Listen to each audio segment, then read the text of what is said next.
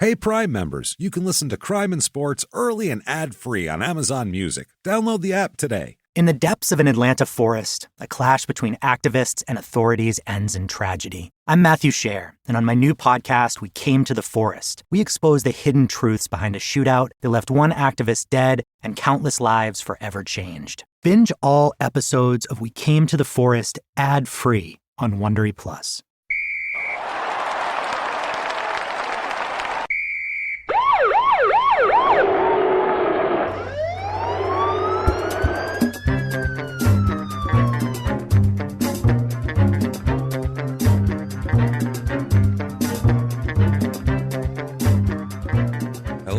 Welcome to Crime and Sports. Yay! Oh, yay indeed, Jimmy. Yay indeed. My name is James Petrogallo. I'm here with my co-host. I am Jimmy Wissman. Thank you, folks, so much for joining us on another, just a crazy, action-packed, adventurous edition of Crime and Sports. A really wild one for you today. Another one of these famous guys who has been around a while and kind of in the news, and a guy that, like, I grew up with. So it'll be a lot of good memories for me. It's a lot of crazy. A lot of crazy. But before we get to the crazy, because it's deep and thick, and it's beefy tonight. Let's just say it's a beefy amount of crazy. Grizzly, not a brain damage sport, but a beefy amount of crazy. Want to thank everyone for their iTunes reviews this week. Thank you so much for that. Really, we've said it before, and if you're just joining us for the first time listening, iTunes reviews are a huge deal for some goddamn reason. Stupid. That it's not us. No. We don't say, hey, make those weigh heavily on your charts and everything. iTunes. Yeah, we'd love to have some control over it, but we don't. We have no idea how it works, but we do know those reviews weigh heavily. So if you could, give us 5 stars. It doesn't matter what you say. Say you're following instructions, following directions. That's not important. It's just important that for the business end that, I don't know what, we have to feed iTunes' funky algorithm for some goddamn reason. Say good riddance, Steve Jobs. Yeah, that's perfect with your stupid algorithm. Thank you. Thanks a lot. If that's not enough for you, like, a list of people. We have an amazing list of people, of our incredible producers who we love so much. If you want to become one of this elite group of crime fighters, and they're not crime fighters, but we're calling them crime fighters. Close enough. This elite group of special forces individuals, this A-team of people that we formed, this Voltron of wonder. It's more than Voltron and A-team. It's a big list, but still, if you want to do that, like 70 people this week. That's a lot. Yeah, if you want to do that, you can go. It's a lot of moving parts. It's a lot of moving parts. The A-team wouldn't have been able to survive. There would have been too much scheduling. They would have needed a guy to just do that. Look, no, you're off today, Mr. T. You're off. No, we have 3 other black guys on today. I'm sorry. They all have mohawks and jewelry. Plenty of chains. Plenty of. You can do that by going to patreon.com/crimeinsports, or you can go over to PayPal and use our email address, crimeinsports@gmail.com, and you can make a one-time donation over there. Do all that stuff. Every dime is appreciated, honestly. We can't tell you how appreciated it is. Overjoyed with it. It's overjoyed with it. And if you want to contact the show, you can do that also using that email address I just gave you. Or you can do at Crime and Sports on Twitter, at Crime and Sports on Facebook, all that stuff. Everywhere. Search Crime and Sports, you'll find us, basically. But enough of all that stuff, because I got to tell you, this is a wild one and a fun one. Yeah. We're going to have a fun episode tonight of Quick all update. sorts of insanity. What? Oh, Lenny Dykstra. Yeah, we're going to do Lenny Dykstra update. Yeah. Lenny Dykstra. It's going to end up being every damn week with this guy. Lenny Dykstra did some Lenny Dykstra stuff this week in the Crime and Sports News Just department. Google Lenny Dykstra. You'll get the point. You'll get it. Well, listen to our episode if you haven't on Lenny Dykstra, and then just figure out, you know what you can do? Project where you think that's going to go. Right. Is he good now at the end of the episode like he says he is? And then Google him and find out or after that. Or do you think he's maybe in possession of cocaine and robbing Uber drivers at gunpoint? One of the two. That's what he's doing. The cocaine does not surprise me at all, and any aggressive behavior from Dykstra really doesn't surprise me at all. I am kind of surprised in New York he's got a gun. That's real ballsy. stupid. That's rich guys in New York. Yeah, that's a good point. You got to either be like a thug or a real rich guy who doesn't think his shit doesn't stink. One of the two. Or that has some shit to steal. Either way, you have to be, I don't give a fuck. Right. You have to be one of those people. Right. Yeah. And speaking of people in New York who ended up having a gun at some point all right. and didn't give a fuck, let's talk about tonight's tonight's individual, we'll Wonderful. call him. I was looking for a nice way to introduce him. We'll just call him tonight's Superstar? individual. Okay. And he was kind of a superstar. Right. Anthony George Douglas Mason. Anthony Mason. Oh, shit! You know Anthony Oh, Mason. yeah. Of course. Okay, if you don't know anything about 90s basketball, this will be a mystery, but you've probably seen this guy anyway. I'm shocked that Anthony Mason was arrested. Shocking, right? Well, Was he arrested? yeah, I would figure he wouldn't have time to get arrested because he'd be in the barber chair. Right. The other 21 hours a day that he wasn't on the court, he'd be in the barber's chair getting that shit carved into his head and sayings and pictures and shit. The fucking Knicks logo on the side of his fucking Knicks head. logo, messages, it was pretty intricate. Yeah. If you haven't seen, or if you don't remember who he is, you may have seen him. He's a big, jacked up basketball player. The most terrifying looking Nick he ever. looks like Debo from Friday. Yeah. He looks like Tiny Lister With two eyes looking forward. with his eyes not crossed. But if you put Tiny Lister on a basketball court and said that's who we have out here, a terrifying looking man, Holy shit. a tough son of a Yeah. bitch, tough as nails, One of and the toughest basketball players ever. when I was a kid growing up, this is one of those episodes that really gets to the wheelhouse of Yeah, my heart because sure. this is early 90s Yeah. Knicks and this is me as a kid and this is the whole early 90s and Knicks and hip hop Yeah. culture and shit. It's oh, all that part about this is gonna it's be all so great. It's fantastic. It's so much fun. This was so Yes. much fun for me to research this episode. I I've love it. been waiting to do Mace for a while Yeah. here, so let's get to I it. had no idea. Oh, yeah. Oh, I did. I remember from being a kid and you'd see shit on the news. Did You'd I be like, rem- oh, come on, Anthony Mason. I don't remember that. But as a kid, I was like, right on, Anthony Mason, Yeah, go except get for him. a couple things that happened later. And then I'm like, no, Anthony Mason, don't do that. But the first couple things, you're like, yeah, that's cool. You know, right. when you're a kid, you want your basketball players to throw somebody through a plate glass window in a fucking yes. nightclub. That's what you want out of your Did heroes. he do that? Not through a plate glass window. That was Charles Barkley. Yeah, but okay. he had some. We'll talk about Charles it. Barkley did that? Out here in Phoenix, Get yeah. out of here. How come I don't remember that? That happened in the only early thing- 90s The only when he played here, 93. How depressing is it? I loved basketball Oh, at that he time. tossed a guy right through a window. And the main thing I remember about Charles Barkley being here was that he went to dinner with Madonna and yeah. he fucked all kinds of hookers. Oh, everyone in town. Yeah. That's he's part of every. He has like punch cards, Yeah. like a sub shop. Yeah. For every single prostitute in You the had to town be of a Phoenix. champion at something. You have to be. That's the thing, and he was a champion at that. Speaking of champions. When he quit basketball, he continued that. Oh, God, yeah. Continued That, the hookers. gambling. Yeah. He has a lifestyle he needs to maintain. That's the thing. How do you go from playing against Michael Jordan in the NBA Finals to arrested for a blowjob from a hooker with Wow. Jaleel White in the back seat? That's fucking crazy. Minus Jaleel White, it's kind of just par for the course. Once you throw Jaleel White, it gets Yeah, weird. it's That's so when it gets bizarre. weird. That's like, why is Urkel here? This is so weird. You'd almost, if you were the cop, you'd almost have to just go, I didn't see any of this and walk away. Or at least just rub your eyes and be like, is Charles- this for real? What is happening? Are you getting double teamed by Charles Barkley and Urkel? No. I'm sorry.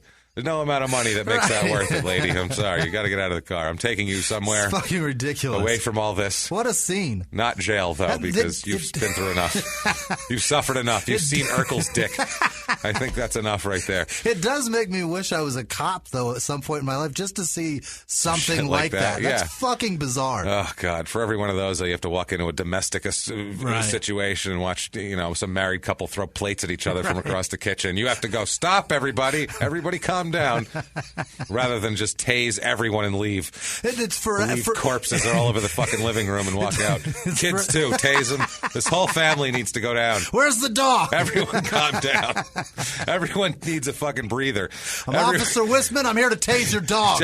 Everybody, you, your kids, your dog, you're all getting tased. This whole family needs a timeout. That's what we're here for. And then you arrest Everybody. the man. Like for every Barkley dick you see, Yeah. you see 10 women that are bleeding, Yeah, it's chasing horribly. you, saying, "Don't arrest him." Yeah, Like, that's the are other you thing. out of your fucking You arrest mind? him and then she fights you.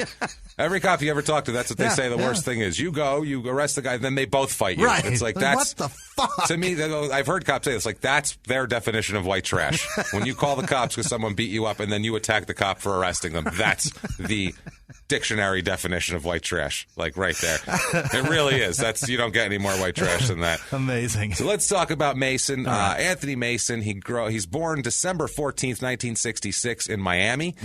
Doesn't stay in Miami long, though. That's just where he's born. He's all New York City, baby. Okay. He is... Really? Oh, God, yeah. He is Queens Is through that and through. right?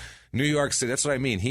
That's why he was so embraced by New York. You can't imagine. Yeah. Like, he's not the greatest ball player in the world. He's not Michael Jordan. He's not anything like. He's not Patrick Ewing. He wasn't the star of the team. But Christ Almighty, was he the most beloved son of a bitch on that team. People would do anything for Anthony Mason because he was a heart guy. Yeah. All the New York teams all have a guy on them. I don't know. They know to get that guy. Yeah. It's like one of those things. Like, the fans want that guy, that heart guy, that guy that's just a tough son of a bitch. Yeah. He'll throw a left hook when a left hook needs to be thrown. He'll bleed for this team. He'll take a left hook when a left hook needs to be taken. Right. Like, that's the type of guy Mason was. So he was very beloved in New York, and he just fit the whole culture of the time in the early '90s. He was like this tough dude, like I said, with shit carved into his head, and his hair, and so fucking ugly.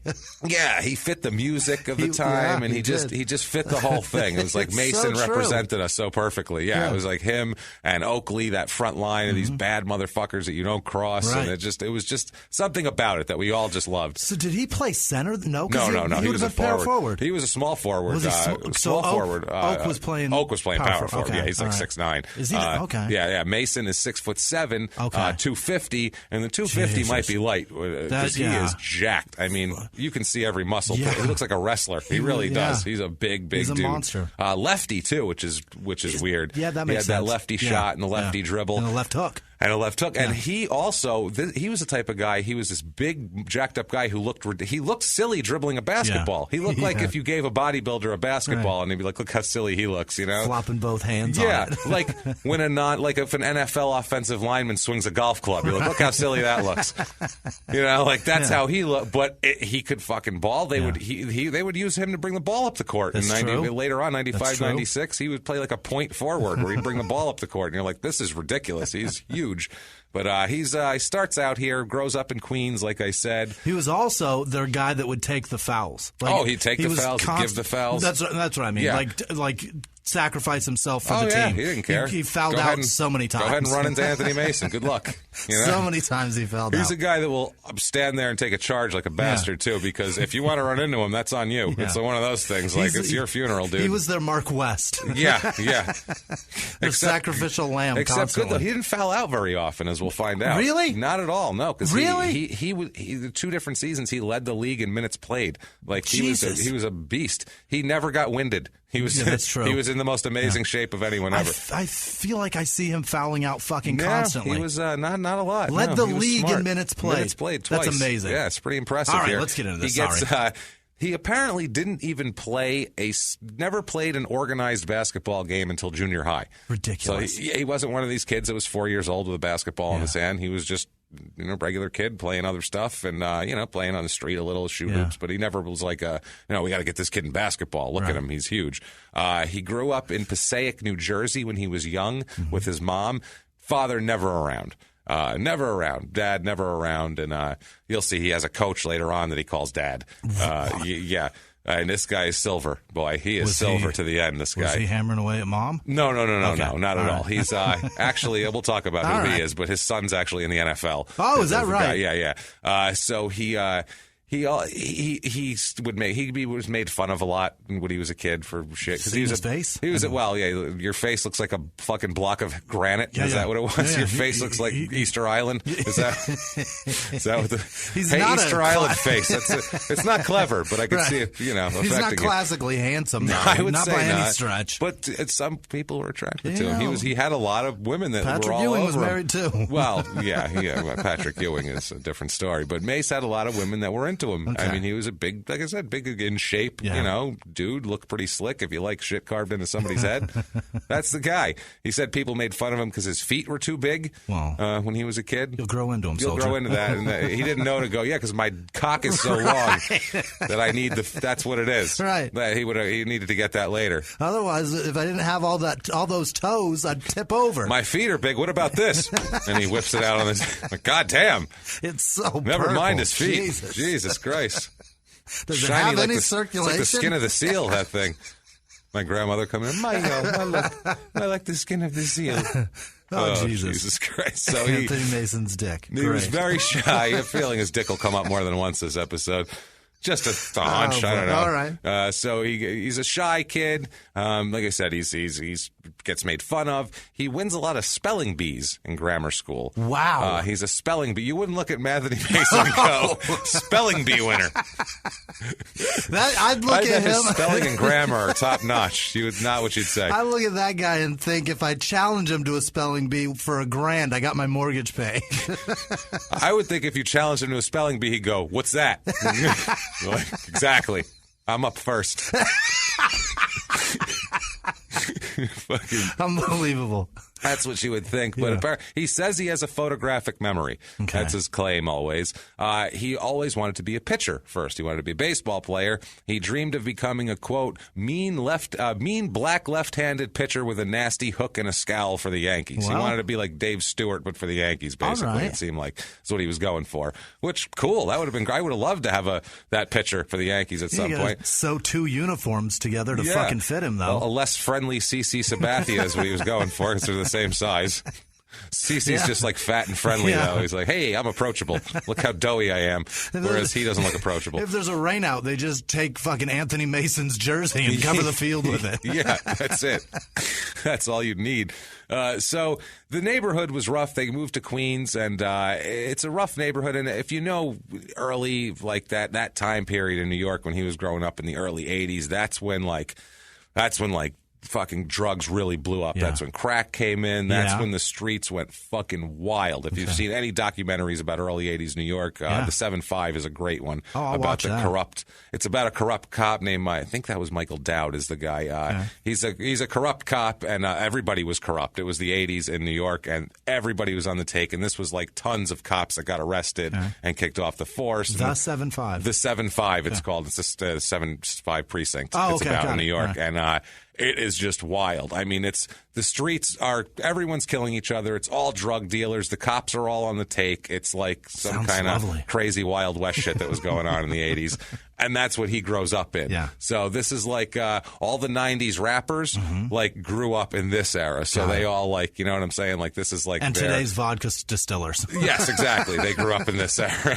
Today's vodka proprietors. Right. But then, this was the thing. So like all the shit that like they rap about as kids, this is all like his life. So if you hear like a fucking Mobb Deep song, picture Anthony Mason running around, not as quite as jacked up. Right. And that's what you got right there. Less sickle cell. Yeah, less sickle cell. Actually, the Prodigy died of fucking sickle cell. Yeah, that's what I mean. Yeah, did he have it then, though? He had it. I remember reading an article in The Source from like 95. I think you have that from birth, I'm pretty sure. Yeah. Right. It's definitely a black thing, though. Yeah, that I know for only. Only. Straight up only. Specifically. We there you get go. lice, they get sickle cell. You wanted something all to yourself, you got it. Fuck, that sucks. You get the shortest month and sickle cell. Enjoy, everybody. Like, fuck, man. Don't tell me there's no white privilege, okay?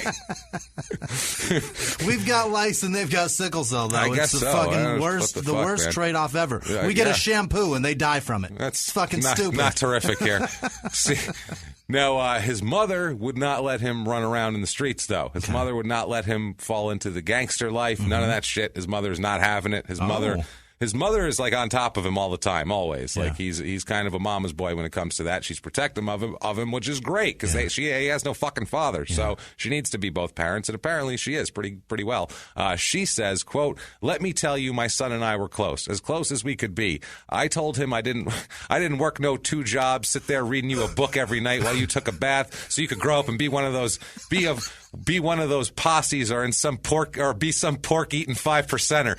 I said, before you go off and kill yourself on drugs, I'll kill myself. I'll call the 103rd precinct and tell them to get up in their cars, put the siren on, and get right over to my house because I'm about to kill my son. I love him, but I got to kill him. He's giving me no choice. You got to get over here and stop me." You know what? It worked because Anthony never fooled with any of that garbage. I love this fucking woman. She's losing her fucking mind when she's like, over something that didn't even happen. Never happened. She went on a whole scenario about what she would do. And in the article, that's all italicized. So she was really, I feel like, waving her arms around in this. It's from I'm going to fuck this motherfucker up. But I didn't have to. I didn't have to, though. It was great. It was very pleasant, and he did very well in school. His spelling bee scores were phenomenal. So we were very proud of him. And all these trophies from spelling bees past. This part of the article this part of the story, just the opening, very, very beginning here, is from from a New York Magazine profile on him by a guy named Mark Jacobson, who he's an ESPN writer, isn't he? Yeah, he really thinks he's a fucking novelist. He's another one who's writing these flowery prose about a basketball player, and it's like, I get that it's New York Magazine and not Sports Illustrated, so you're trying to class it up for the fucking readers, but you're talking about a guy dunking on people, and it's fucking ridiculous. I'm sorry. That's not to say he's not a good writer. It was just, I think, the wrong medium for him is what I'm getting at. I think he could be a good novelist. But the article is well written. I mean, it was good stuff. Anyway, he ended up making the football team. I love how that irritates you so much. Somebody puts their heart into something, and you're like, you fucking asshole. Know your audience. I'm not going to sit here and you know what I mean? Like, and have some flowery bullshit. Yeah. That's not our fucking audience. I'm perfectly on board. This is fucking awesome. That asshole. It bothers me. It's like a comic walking into a room and doing an act that's terrible for the fucking room. It's like, how stupid are you? Did you not see that these fucking bikers didn't want to hear about how you like to play video games? Did you not get that fucking vibe? They didn't want to hear about your South Beach diet. That's what I mean. Like, shit like that. They don't care about your fucking experiences on Tinder. Like, you're an idiot. That's what I'm saying. It's like I get the same vibe when I hear wherever I see that at a place, like a writer. Like, I know I'm writing for shit that's beneath me, but I'm going to slip in little flowery things so everybody knows how fucking smart I am. And I've been to college. Goddamn it. Like, I swear. Like, I'm not. I know I write for Sports Illustrated, but I'm better than Sports Illustrated. Speaking of that asshole in Alabama who wrote about small town murder. That guy. Nice SoundCloud page, by the way, asshole. Wow. Jesus Christ, man. How many fight songs for Memphis can you write? Good Lord. Yeah. How many remixes do they need? We researched you too, dickhead. That's the thing. You're going to talk shit about us. Don't think I'm not going to research you. Look what we do for this. We'll look you up. It's not that hard. And don't call fucking James lazy, you cocksucker. I would say. Which you're reading to Google. Fuck you, man. I don't think so, motherfucker. Yeah. Google what that episode was and tell me if you find that shit. Good luck after fucking 30 hours. So it seems like he listened to the whole fucking thing, though, and he wanted to say, I didn't learn anything. Well, fuck you, dude. The thing that made me mad was he said we cursed like drunken frat boys, which I thought was hilarious, since I will tell you, sir, right now, I have never set foot on a college campus except to, like, whatever. Never gotten one drop of education from there. And what did you do? You spent all your time there, and you're still in Anniston. And I bet you anything you were in a frat on top of it. Eat my asshole I with definitely a spoon, was not. Yes. So Anthony Mason made the football team. We had to take a minute sidetrack. This is right in the beginning of college, or college of high school, right before he goes to high school. He makes the football team, but he never gets to play a game because his mom moves to another section here of Queens, Laurelton, Queens, before the season started. And then he found out the high school he was going to, which is Springfield Gardens, doesn't have a football team. What the fuck? So he was like, shit, I made the football team, and now I can't play football.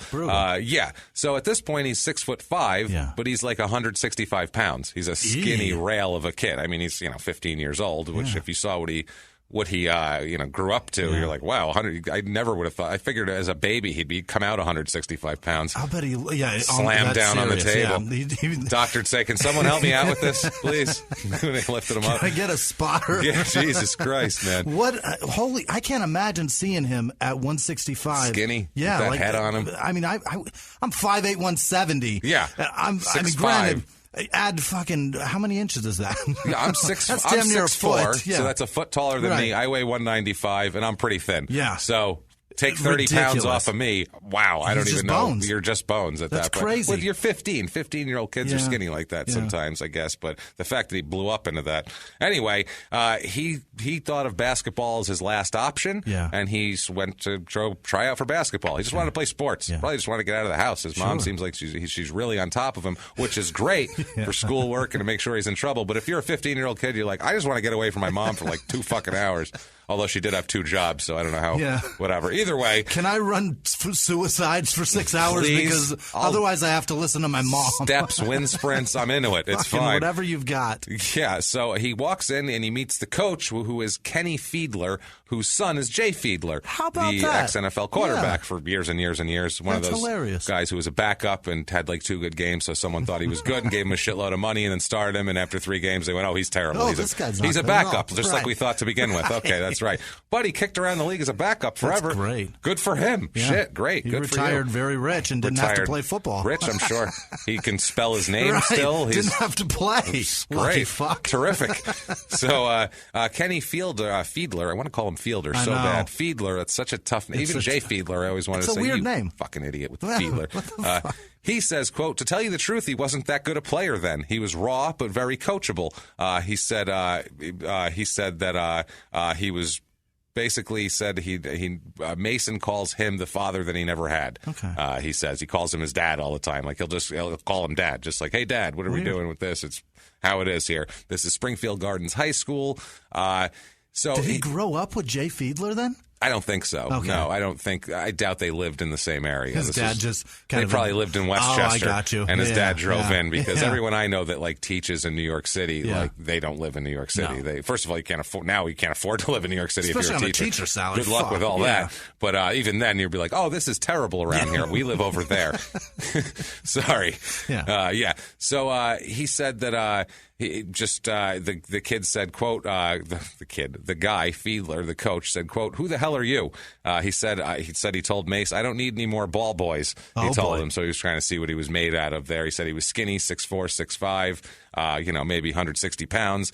But he said that at an upward angle. At an upward angle. How do you say I don't need a ball boy to a boy that you're looking up at? To a giant child, a huge child. Right. You say you're starting center, motherfucker. That's what you say to that kid. It's no shit. What are you doing? He said he thought that he didn't know what he was doing. He wasn't that athletically inclined or anything at the time. Neither was Manute Bol. Manute Bol was probably fucking 7'1" in high school. Doesn't matter. They were like, just hand it to him. We'll just put it in. Whatever. Just throw. He doesn't even know how to. Don't put worry it on about the dribbling. ground. No. Don't dribble. You don't do. Just take the ball and drop it over the hoop into it. Right. That's it. We need you to do. Stand in the paint, count to 2, step out of the paint. Stand in the paint, Keep count to doing 2, all game long. Rinse and repeat. Over and over and over. That's all you do, motherfucker. All you You're need huge. to do. But Fiedler said he kept him on the squad because he was the hardest worker that he could possibly find. His work ethic was unparalleled, and he loved that. And it's hard to kick a kid off the team who's 6'5" and works harder than anybody else. You figure even if he doesn't know how to play, I could teach this kid if he tries this fucking hard. This is so crazy. Yeah, so he discovered that he was a good student. He was a decent. He said he called him a coach's dream, a kid that'll do anything. Puts in the time and effort, and he also had athleticism too. Yeah. I mean, he was a skinny, goofy kid at that point, but he had a lot of athleticism in there too. Because Mace is an athletic guy. Yeah. You look at him and he looks big and stiff because he's big and muscular, but he was dunking on people, man, like nobody's business. He was tough. Fiedler said, quote, he worked and worked. He was the first guy at practice and the last guy to leave. He absorbed so much. He always wanted to learn something. He was some athlete. He could have done anything. He also played the game the right way. He was a hell of a passer. And, of course, he was some rebounder. He accepted the roles. Some kids don't do that. Whatever you asked Anthony to do, he did it. Yeah, if you told him scrap for rebounds this game, he's scrapping for rebounds. He's diving into the first row. That's great. He's playing defense. That's the other thing, too. He played defense because he's an effort guy. So defense. His coach said, quote, he loved to run. We could be up 40 points, and I would get somebody to take him out, and he'd go bananas. I'm good. Everybody would be sucking wind, but not this kid. He just runs and runs, and that's amazing. What's most amazing to me so far is that he's growing up in a time that's so fucking crazy in New York. At 6'5", he's standing above the crowd when he's walking down the street. The bad people see him coming, and they could recruit him as a body guy any day of the week, pressuring him to come hang with them, and he's does this. This is fucking amazing. And there's rumors, like he said that he worked like late in high school. He did like for a couple of LL Cool J things in Queens, because LL Cool J's from Queens, and that's when he was first starting out. It was in the early 80s. He said he did some security for some like LL Cool J parties and shit like that, like when he was a kid, stuff like that. There's some interesting things that he talks about with like in New York, the street ball culture is a huge deal. Like I don't know anywhere else where it's really that big of a deal. Maybe Chicago, it's a big deal.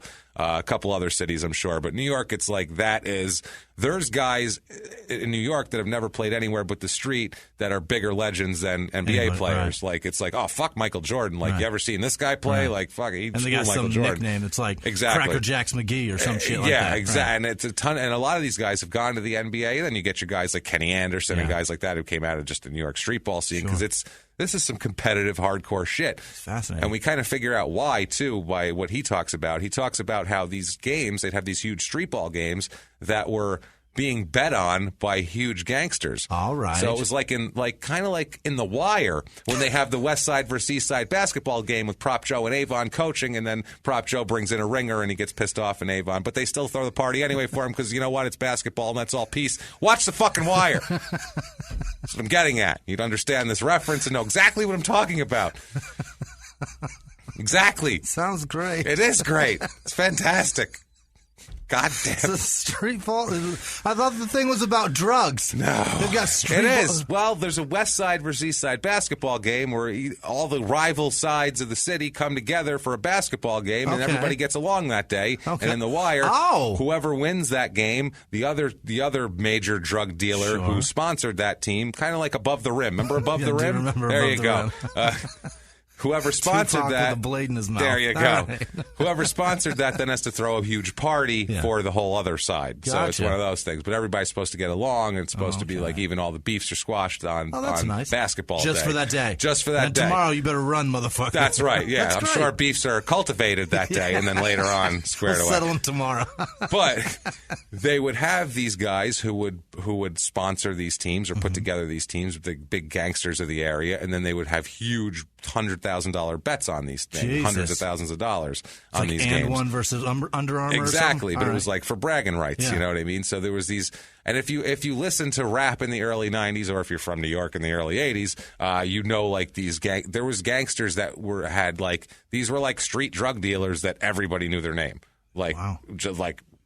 Normal people knew their names. Like shit was on the news. Like it was crazy. Yeah. So they had Fat Cat Nichols back then, who I've heard of, and Pappy Mason, I've heard of him. You've heard of him from Nas songs and from a couple other songs. He was a big famous gangster in the early '80s, and all the rappers rap about him from the early '90s. They would have these huge games, and they said. Referee, basically the referee was the one who was most in deep shit, kind of like in that game in The Wire. He had to call that shit right, or else he was in trouble. Cause, you got people there with guns. Yeah, that's... And, it's not a popcorn bucket coming at you. And they have a lot on it, and Mason played in a bunch of these games. Really? Later on, because he was a good ball player, and why not? And he said, quote, now that's some real pressure. Oh, I'll bet. They were some big, bad men. So that's kind of, I think, that street ball, you have to be really good because if not, you might get shot. So it's...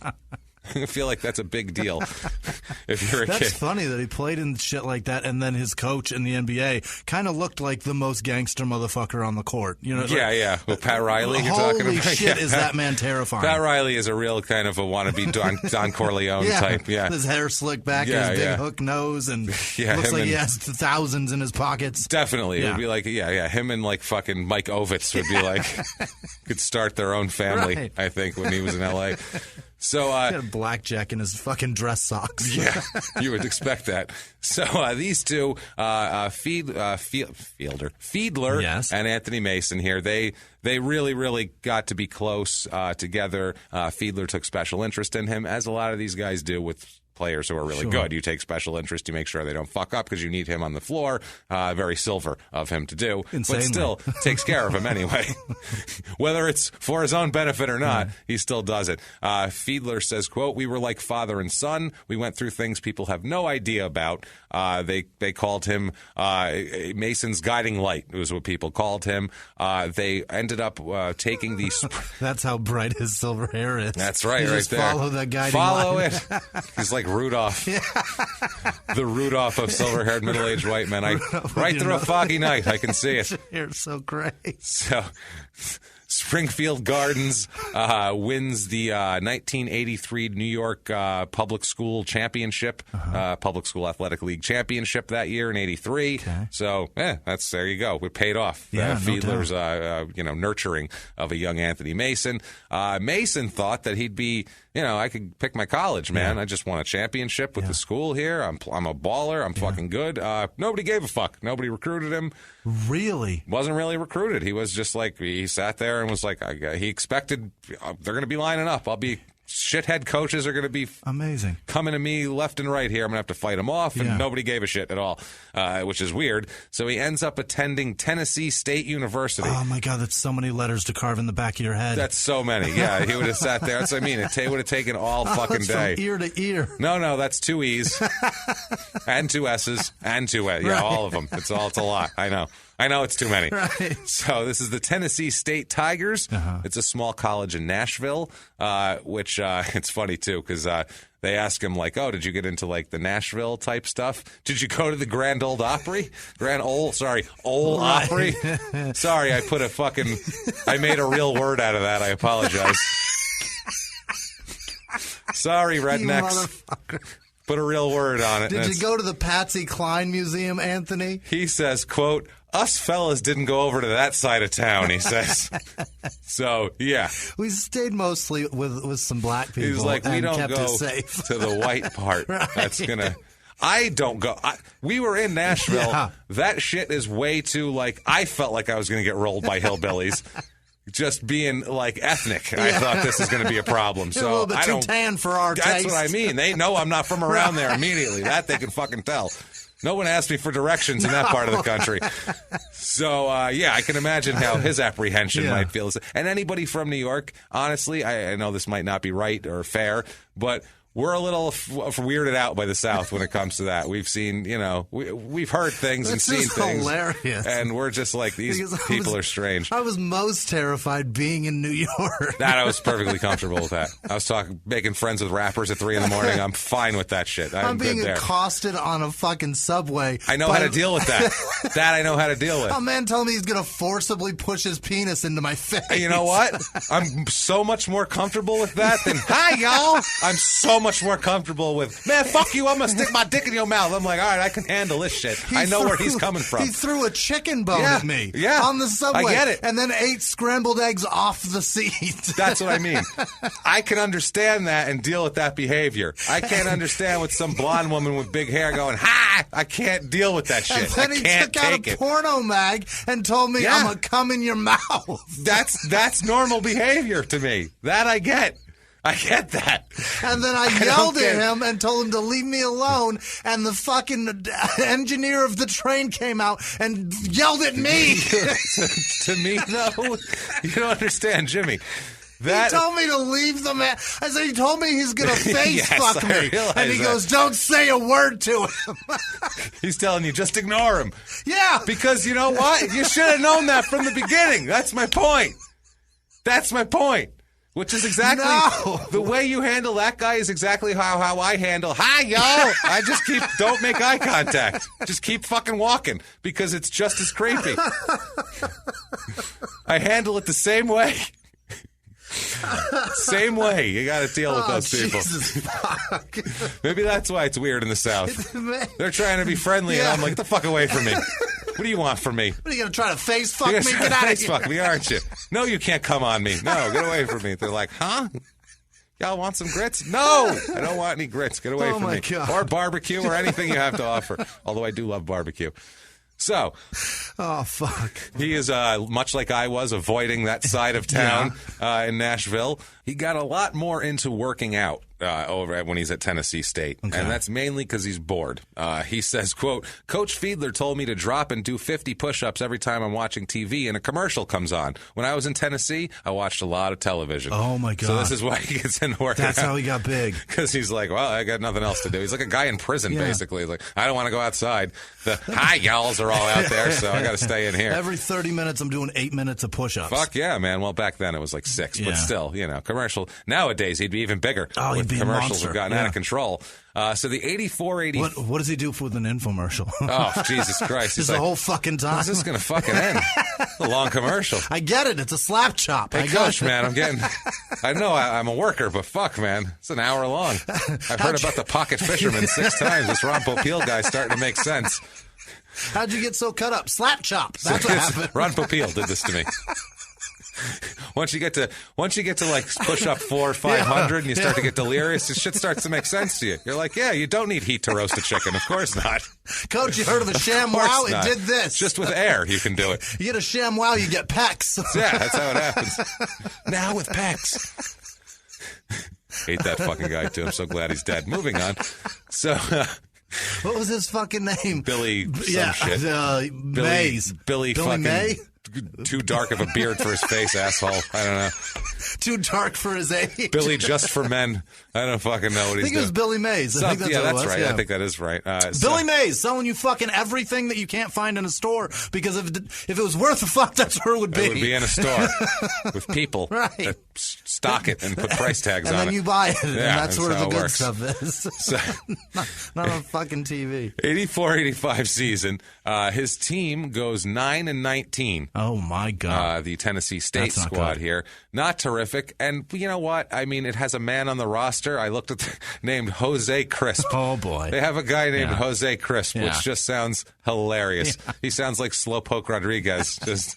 I'm Jose Crisp. Right. It just doesn't sound like a good name at all for a ball player at all. So, but Mason has a fine year. He plays in 28 games, 28.8 minutes a game, which for a freshman, not bad. 10 points a game, 5.3 rebounds, 1.6 assists. Doing all right, and he's getting in physical shape. His body is changing big time at this point. By the 85-86 season, the team goes 14-14, so they get it to 500. Jose Crisp is off the team. I think that's why. That's what happened. They don't run the offense through Jose Crisp anymore. So he was too fast. Nobody else could keep up. He'd get down the court, and everybody else is still half court. Like, hey, where are you guys? They got numbers, they say. Are you coming? Ridiculous. This is going to get so terrible. Jose Crisp. Yes. Too fast for his teammates. College basketball player says, hey, everybody, are you coming? I'm down here already. They have the ball again. I tried to score the points, but they keep taking it from me because there's only one of me. Because there's 5 of them already, and there are still 4 of you down there. No, I should probably just wait for you, but why? Coach said go. Coach said go, I say. Okay. Ridiculous. Poor Jose Crisp. The whole time just shrugging his shoulder. I don't know. I don't think he made the NBA. No, Jose Crisp did not make the NBA. I don't know if that's racist or funny, but whatever. It's just kind of funny to me. Doing a cartoon character of a real man who could be dead by now. That was 35 years ago. Who the fuck knows where he's at? So fuck Jose Crisp. He's clearly in the lineage of Speedy Gonzalez, though, somehow. Follow me. We cartooned him up real fast. Come on, everybody. They told me to get over the line really fast, I did. It's okay. So... It's funny. He's got Slowpoke Rodriguez's mannerisms, but Speedy Gonzalez's speed. So he's a combination of the two. So Anthony, this year, in the 14-14 year, 28 games, 32.6 minutes a game, 18 points a game, 6.9 rebounds, 2.5 assists. So his game has upped significantly, big time here. Also that year, he ups his crime quotient by being convicted on a shoplifting charge down in Tennessee. Anthony. So we don't know what happened down there because it was 1986 in Tennessee, so there's not really a large, and it's some shit small school, not really a huge press. The press didn't rush to cover that one. One of those. It probably never got in the press. That was one of those where the cops call the coach, and the coach says, I'll go pick him up, and then it doesn't make the paper. It's the 80s. So I'm thinking that. But later on, when he has problems, they look up his record, and it's on there. So, we do know about it. 1986-87 season, team goes 15-12. Okay. So slight improvement again. Also, more news for him this season. January 25th, 1987, a son is born. Oh, boy. He has a son. Yeah. No. With a woman named Monica Bryant. No. And his name is... What the fuck, Anthony? Anthony Jr. Of course it is. Of course it is. God damn it. It's obviously Anthony Jr. God damn it. Why wouldn't it be Anthony Mason Jr.? Why are you breaking this rule? Why, already? Anthony Mason? Why? Because he's already convicted of fucking shoplifting. That's why. I know what happens, and I'm still rooting for him. And I'm like, no, don't name your kid Junior. Right. Then next thing you know, I'm going to be talking about worse things that you've done. Fuck. All right. But that season, he plays in 27 games, 35.2 minutes per game, which in college, the game's only 40 minutes. So that's not too shabby right there. Yeah, not too bad. 18.8 points, 9.7 rebounds, which, damn, that's not bad. It's damn near a double-double. A game? A game. 9.7 a game and 2.5 assists. So he is just beating people silly. And physically, too, in college. Sure. He becomes a man playing amongst boys in college. He is just knocking people out of the way. Well, he's got a kid. He needs to fucking get to the NBA now. Yeah. That's the thing. It's like, oh, shit, I got to work hard here. You got to really... This better have a paycheck attached to it at some point. Fuck this education. I can spell like a motherfucker. You don't even know.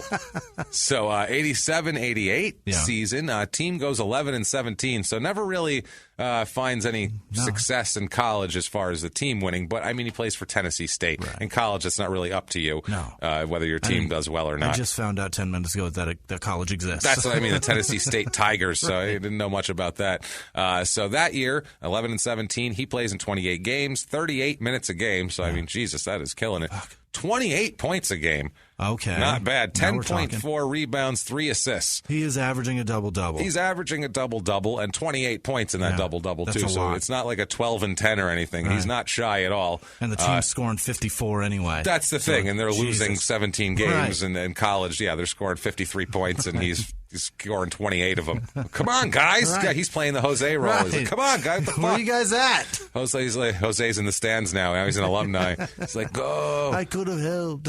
Follow Anthony. What's wrong? Hey. I'd be up there with you, Anthony. Why you think I quit? Never mind. He didn't get cut. He just quit. I quit. He just kept running, and he said, nobody follow me. So I just keep running out of gym and go. Keep going. All right. So the Spanish Forrest Gump. That's right. I keep going. I don't know. I think who he is. Keep running. Come on, guys. Why they don't follow?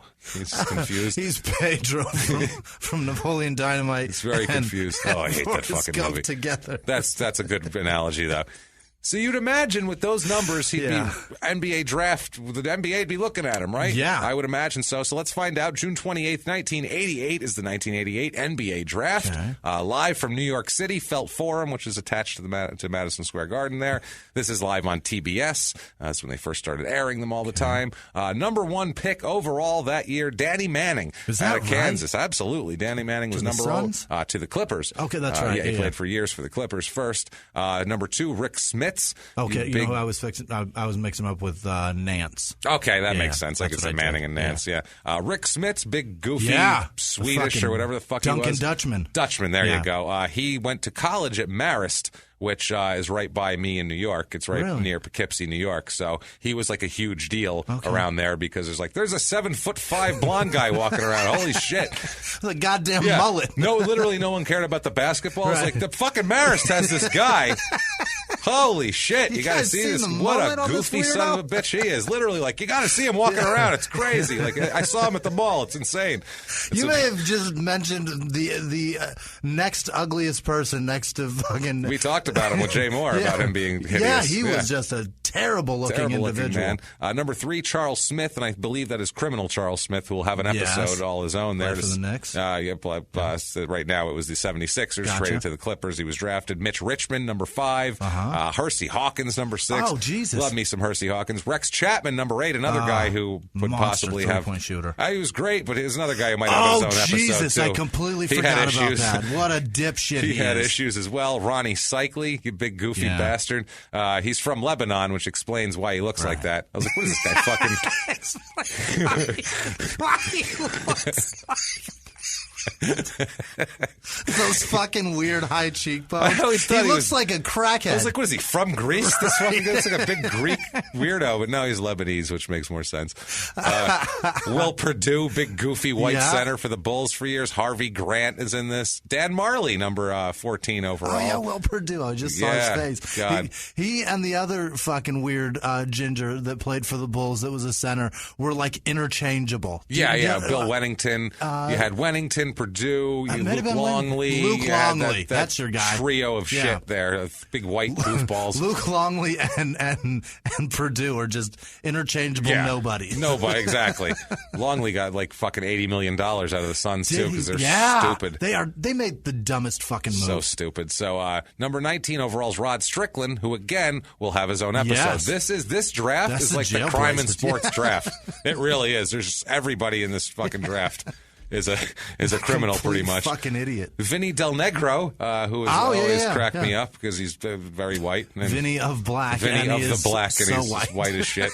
His fucking little guinea running around. I just always called him Vinny the Guinea over there. That was it. Just not a big thing. Charles Shackelford, who we did a small town murder episode, I believe, and a guy named Charles Shackelford, I think, and if I'm now not we've mistaken. got one that played in the NBA. But all these guys. But finally, a guy named Tito Horford is drafted. Which my God. I know Al Harford, but anyway. If you're Anthony Mason and that name gets mentioned, you've got to be just shaking your head, going, "Really? Not me." Steve Kerr, number 50 overall to the Suns there.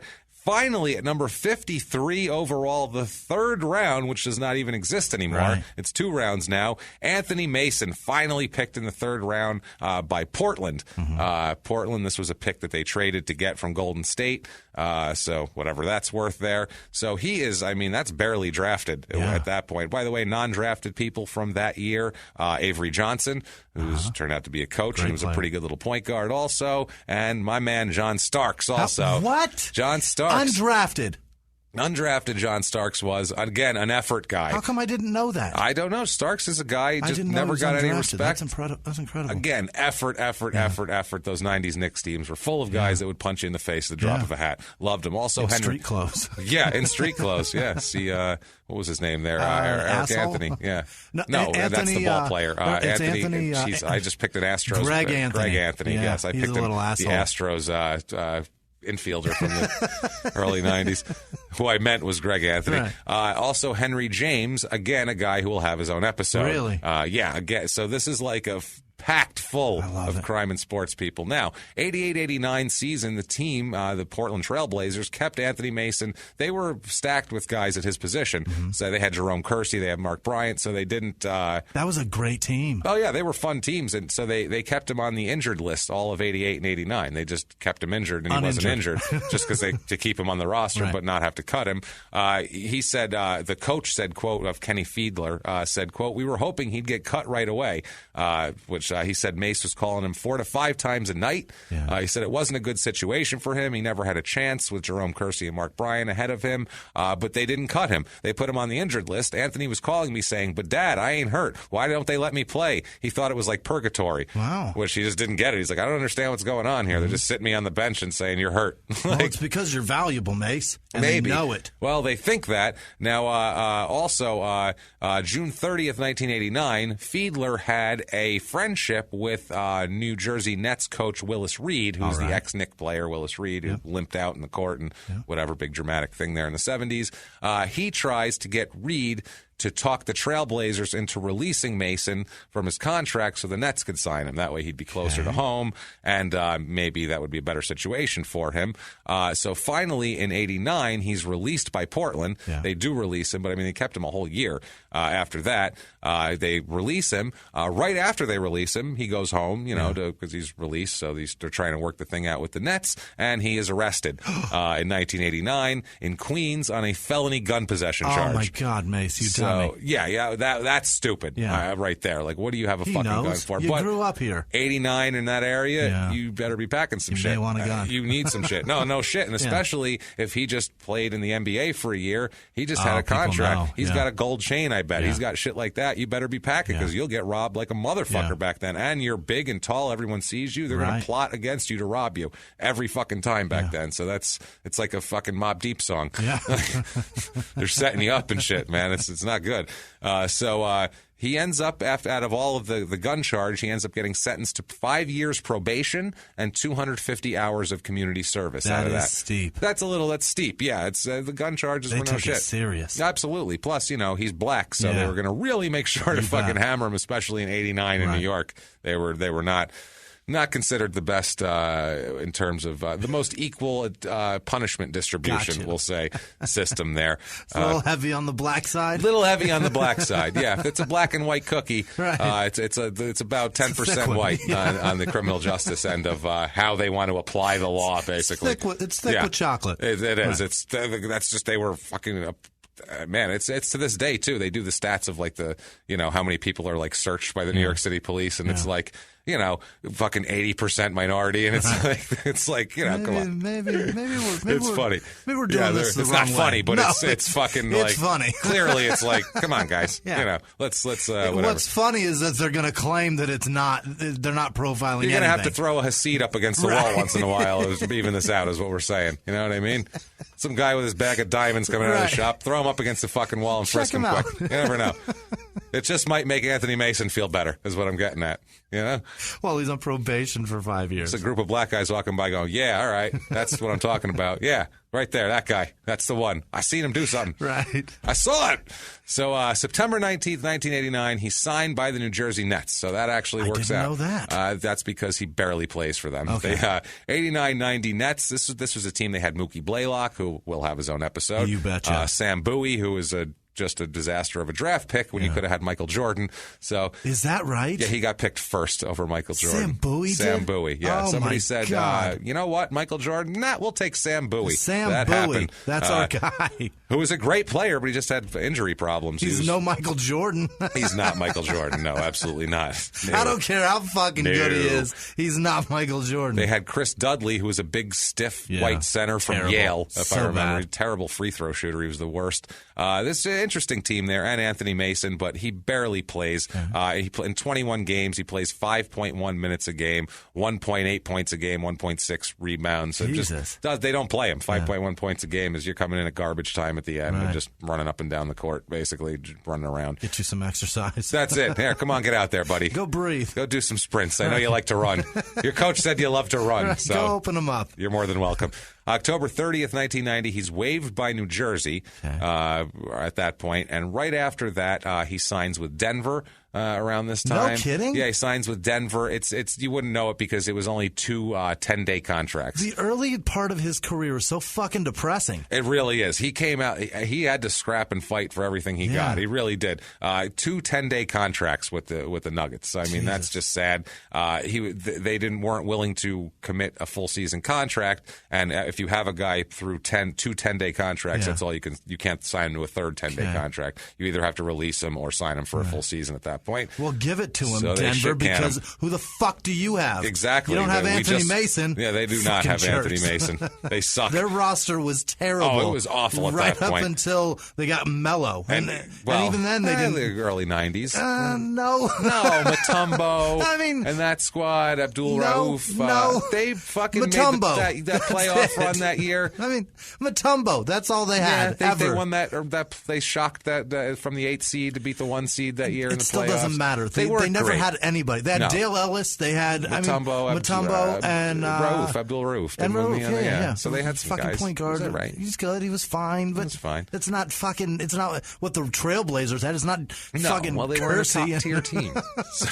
God damn it. So that year, Mace only plays in 3 games for Denver. 7 points a game, 3.3, or 7 minutes a game, 3.3 points, 1.7 assists. So basically does nothing. So then he's signed to play basketball in Turkey by Efes Pilsen signs him, who they are now Anadolu Efesspor Kabulu, or Kalubu. That's a real team. Yeah, the English translation is Anadolu Efes Sports Club. Okay. It's a Turkish pro ball team that plays in Istanbul. They've won the league championship 13 times. Wow. So they're like the powerhouse of that league. Yeah, they are. And he's signed by them, or we'll let his mom describe it a little bit differently than signing with them. His mom, this is great. His mom, he said, I'm going to play in Turkey. His mom said, where the fuck are you playing? What are you talking about? And she describes his signing as, quote, Some slick asses out of Chicago found Anthony in a hotel lobby, gave him money, and promised him a car. We had to call up Congressman Flake's office to get the passport because they said he had to leave right away. Well, the car turned out to be a rental, which Anthony had to pay the bills for. They were just body snatchers looking for an innocent boy to send overseas. Wow. So these guys just sent him over there. These were like recruiters that were scumbag. Just shitty. Scumbag overseas basketball recruiters. Yeah. He said a little bit out of the blue it was going over there. Yeah. He says he got $80,000 for it, though. He got sold basketball Amway. That's really what it was. Yeah, basketball fucking Avon. Right. That's just terrible. Hey, Mace. Come over here. We'll give you a car. How about the part where I got to pay for it, you fucking what about jerks? that? Yeah, what is this basketball Mary Kay shit going on here? I don't want your pink LeBaron. Eat dicks. But for him, he got $80,000 for it, which is something. Yeah. He said, quote, all I did was practice, play, and stay in the hotel room. People would follow me down the street. Then I'd go into the hotel, go to sleep, get up the next morning, go out, and there'd be the same person still staring at me. Are you shitting me? They're like, who the fuck is this guy? You giant black guy? There's none of them here. So he said he was miserable. His mother ended up leaving her job in Manhattan to go to Turkey to stay with him for the last few weeks he was there. That's nice. He also had a friend there with him, too, that he brought in just because he couldn't fucking take it anymore. Yeah. You walk down the street, you go into your hotel room, you come out the next morning, same guy standing there going, I just didn't believe I saw you yesterday. I still want to get a glimpse. Where did you sleep, motherfucker? I told you, like the skin of the seal. He's got a friend with him now. See? Look.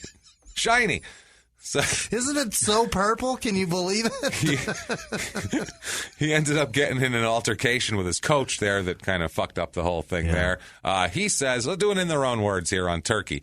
He says, in their own words, quote, Turkey was strange. There aren't too many dark-skinned people there. Not ones that look like me, anyway. Even the burgers tasted different. I do not like to criticize another's culture, but I had to frown at some of the squirrely things those Turks were slurping up. So, Turks were slurps. He doesn't like food over there, generally, is what he's getting at here. Jesus Christ, man. He gets back from Turkey. He has an agent named Don Cronson, who is as silver-haired as it gets. You bet. He has just... At one point later on, it's he's so just overwhelmed by all this shit. Yeah. He just he gets arrested in New York City later on. Spoiler alert. And he just goes, I just don't understand it. He was only in New York for a few hours. Like the guy's just like, I just don't get it. He just got here. How'd he get arrested? I don't know how this happened. Why am I explaining this to you? Fuck. I know. I can't believe I'm talking to you either. This is so weird. So Cronson gets him some work, though. Gets him a spot on a Venezuelan team down there called Marinos de Oriente. This is a guy that played in the NBA Eastern Finals so many times. Oh, he was there. And he's not the finals, but yeah. Didn't he play in the finals? Just the one time against Eastern Houston. Finals? Just Houston. Oh, the Eastern Conference Finals. Yeah. Oh, so tons of times. Yeah, we got beat by Chicago constantly. And this fucking guy is playing in Turkey. He's in Venezuela here. Venezuela. And this team has won the Venezuelan championship 11 times, so he's going to play for their big team here. He said he liked it here, though. He said he lived near a beach. He said the women were nice there by the beach. He had a good time. He said, quote, food was great. It wasn't Muslim, so there were plenty of women. We played in a town by the beach, so I'm real good at picking up languages, especially Spanish, so it was pretty much of a party. Oh, boy. So he had a good fucking time. I'm assuming Anthony Mason Jr.'s mom ain't around. I don't think so. She'll come up later, though. Don't worry. Sure. Don't worry. She'll come up big and very public later on. So he plays a little there in 90. He plays 26 games in the CBA, as we know, the Criminal Basketball Association, who will take any cast off of the NBA possible. This is like a never, up and comer rather than a has been, though. This is so weird. It's so weird. He plays for the Tulsa Fast Breakers, every young man's dream. Jesus Christ. He averaged 29.9 points and 14.8 rebounds there.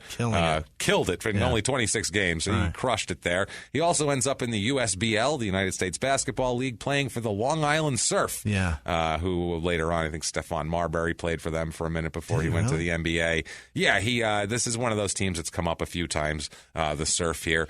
He averaged 27.8 points a game and 11.2 rebounds, and he set a league record with 28 rebounds in a game. But to be fair, in that league, you can still punch people. That's probably, that's a league where it's only after the ball hits the rim, while it's in the air, you can kick a man in the chest. Right. That's how it works. Only a kick and right in the chest. It's like a tipped ball. And then it comes out. Yeah, that's what it is. And you're allowed one kick in the chest. Anybody. And then it's fine.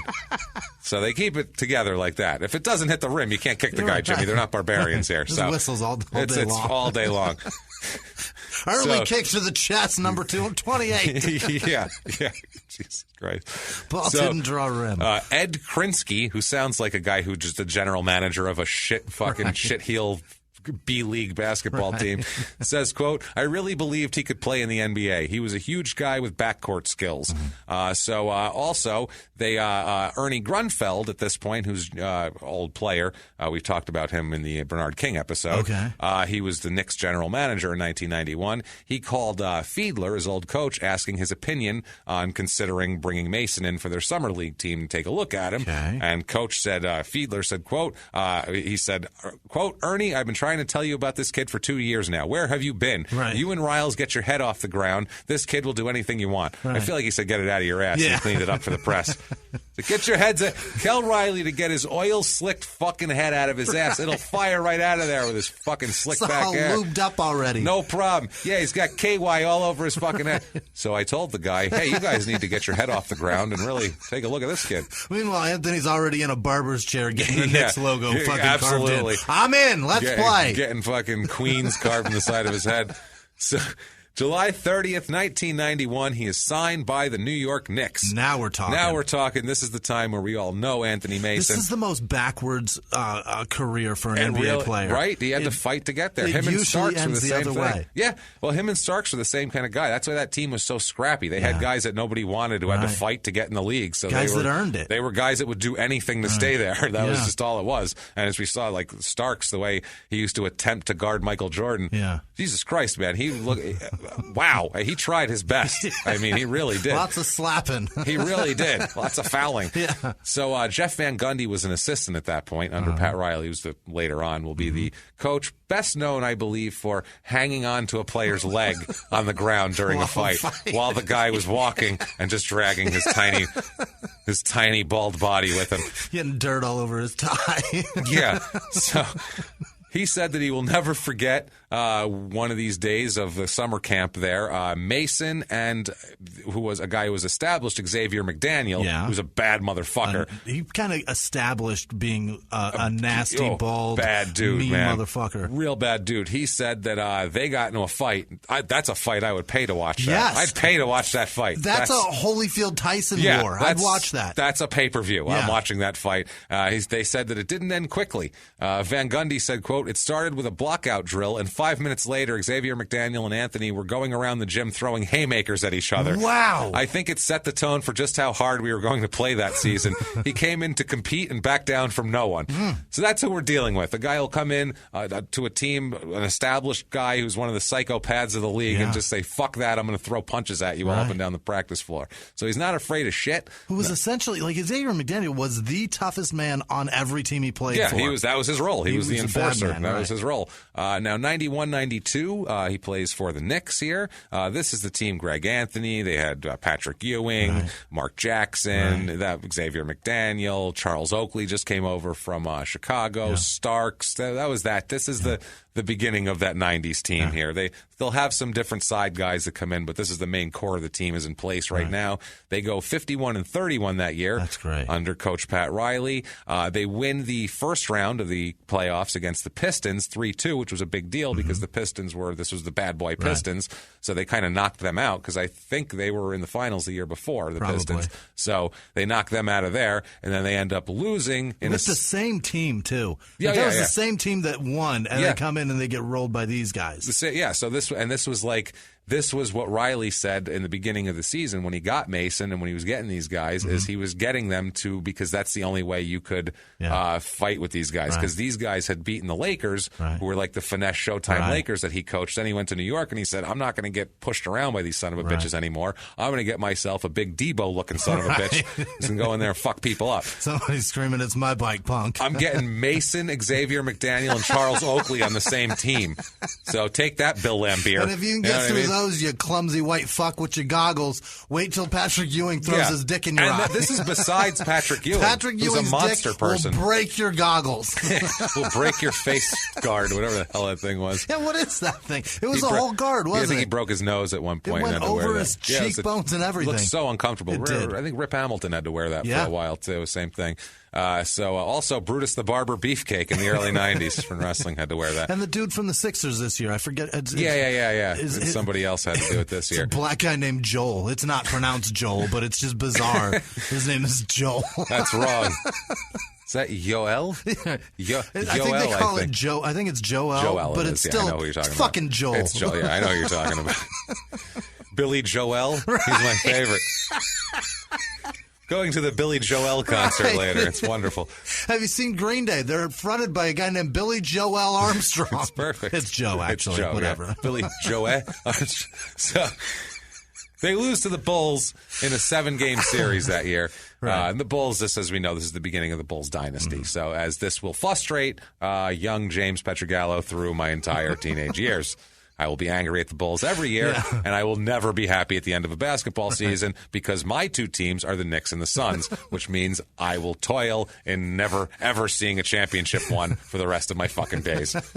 Hasn't happened since the early 70s, and I don't expect it to happen anytime soon. So they lose a 7-game series. They're all heartbreakers, too. The Suns were the last-place team this year, I think. Didn't they have they tried to lose. That's close why. to last place. They got the number 1 pick in the lottery. They couldn't even fucking lose correctly. No, I don't think so. That's the Suns. They'll try to lose and still be the 9th pick in the fucking draft because they're assholes. Can't do anything right. Can't do anything right. And the Knicks will get somebody wonderful and be like, we don't need him anymore. We'll get fucking Carmelo Anthony instead. Whatever. Anyway, this year for the Knicks, he plays in all 82 games, plays 26.8 minutes a game, 7 points a game, 7 rebounds, 1.3 assists. So he's finding his role. Yeah. Makes $210,000 that year. That's a deal. So yeah, you want to tuck your chain in your shirt when you're walking home on that one. So this year, 92-93 season, they finished 60-22 that year, first place in their division. Pat Riley is the coach still. Here, the playoffs. They go deep in the playoffs.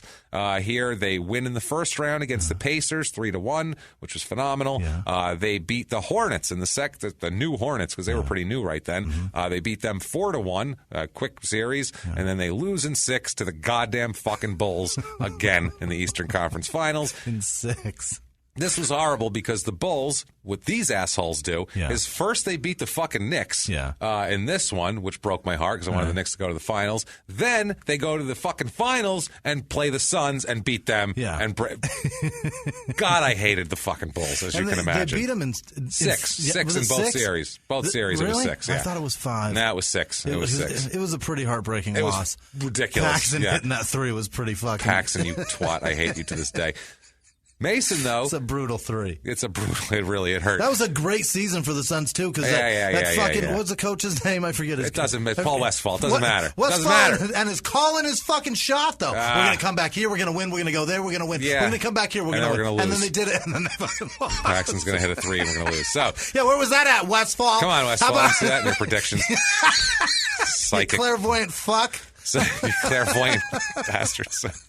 81 games for Mason this year. You left that shit out, you jerk. Come on. 81 games for Mason this year, 30.6 minutes per game, 10.3 points per game, 7.9 rebounds, 2.1 assists. So he's finding his role. He's like a sixth man here, and his numbers are great for a sixth man. It's exactly what you want out of this guy. Did he start? He was a sixth man most of the time there. Yeah, I thought so. Yeah. He made $273,000 that year. You're talking. So now it's getting a little better. 93-94 season, 57-25 is the team under Coach Pat Riley again. This year, Jesus, the most heartbreaking of all. They beat the Nets 3-1, no problem in the first round. They play the Bulls in the second round and fucking win in 7 games. Amazing. They beat them in 7. Yeah. Oh, it was glorious. Yeah. I believe that's when Michael Jordan was playing baseball. Yeah. So wasn't quite as great. It's a little asterisk but it on was that still one. Yeah. something. You Okay? still beat B.J. Armstrong. We still beat Tony Kukoc. It's fine. All right? It's no problem. Then we go and the Knicks go and win a 7-game series against the Pacers after that, which was great because fucking Reggie Miller made me want to kill him. So that was great. Goddamn game. Fucking Houston Rockets in the finals, and I bitched about this before. 7-game series. John Starks going 1 for 19, I think, from 3-point. And quit. Pat Riley not pulling him out of the game. Just keep calling plays for fucking Starks to shoot threes. And we lose. Oh, my God damn it. If he says just, hey, you know what? Just look for the pass first, John. We're fucking champions. Right. That's it. That's all he needed to do. Find Mark Jackson. Mark Jackson will put a 2 in every damn time. He'll get you a Ewing layup. And Oakley and Mason. Throw it into them. They're huge. I get Ewing as Olajuwon on him. It's fine. But still, anyway, fuck. Okay. They lose in the finals is what I'm getting at in 7 games. Just going to take a quick break from the show to tell you a little more about the #1 fresh ingredient and recipe delivery service in the country, Blue Apron. BlueApron.com. Blue Apron is so delicious. Their mission is to make incredible home cooking accessible to everyone, and they do that with this. Beautiful boxes of food show up at your door every week. So much fun. And there's different plans. It's not going to be the same box for everybody. There's a 2-person meal plan, a family meal plan, a wine plan. Yeah. And these meals are amazing, too. They're not your typical just, we're going to have some pork chops or something like that. This is different. This is pork chorizo tacos with radishes, roasted potatoes, and cojito cheese, which I don't even know what that is. I've never heard of it. And there's a lot of things that I get. It's delicious. But I don't know what it is. And they're chefs. They have amazing chefs that cultivate these recipes and are constantly putting together new recipes, different things you've never had. It expands your palate. It expands everything. It is delicious. Salmon and spicy orange salsa with Kiona and carrot salad. I'm in. Holy cow, that sounds amazing. It's so, so good. You need to get Blue Apron right now.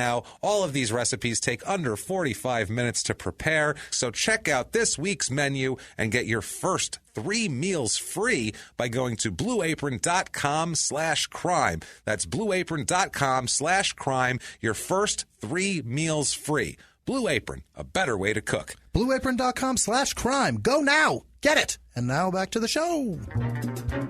In the 1980s, a rosé swept the country. Hey, Mike, I really like this White Zinfandel. Well, good. Now put it down. I'm going to try another one. White Zin became America's top-selling wine. But most don't know that this sweet drink has a sour history. What began in 1986 with counterfeit bottles, a big fraud, a multi-million-dollar fraud, sent investigators chasing one of the most powerful families in the business, the Licciardis. But the closer the feds got to them, the more dangerous things became. It's a story of deceit. At the time, I was paranoid. Threats. You touch my kids, I will kill you. And murder. With a .22 caliber bullet to the head. What started with a scheme to mislabel wine spilled into a blood-soaked battle for succession. Welcome to Bloodvines. You can binge listen to Bloodvines exclusively and ad-free on Wondery Plus. Join Wondery Plus in the Wondery app, Apple Podcasts, or Spotify. Everyone out there should listen to Small Town Murder. You really should, mainly because you never know who's next door. And that's the point of this show, really. You never know who is next door. You never know what's going to happen on Small Town Murder. That's what makes it so wonderful. The only thing you do know is that people are going to die, and we're probably going to make jokes about it. That's it. That's all we can promise you. We dig into these towns. We see what makes them tick, from local legends to scandals they may have had. And, of course, the biggest scandals of all, horrible murders that take place there. And we put our, what I feel is a completely appropriate comedic spin on the whole thing. And you know you need a laugh right now. So get in there, listen to Small Town Murder. Follow Small Town Murder on the Wondery app or wherever you get your podcasts. You can listen to Small Town Murder early and ad-free right now on Wondery Plus. Now, at this point, too, 94, at the end of the season, there were some issues before the playoffs. Mason, apparently in April, complained over being benched in the second half, and complained publicly and complained to Pat Riley. So he is suspended indefinitely without pay by the Knicks at that point here. So he misses a few games.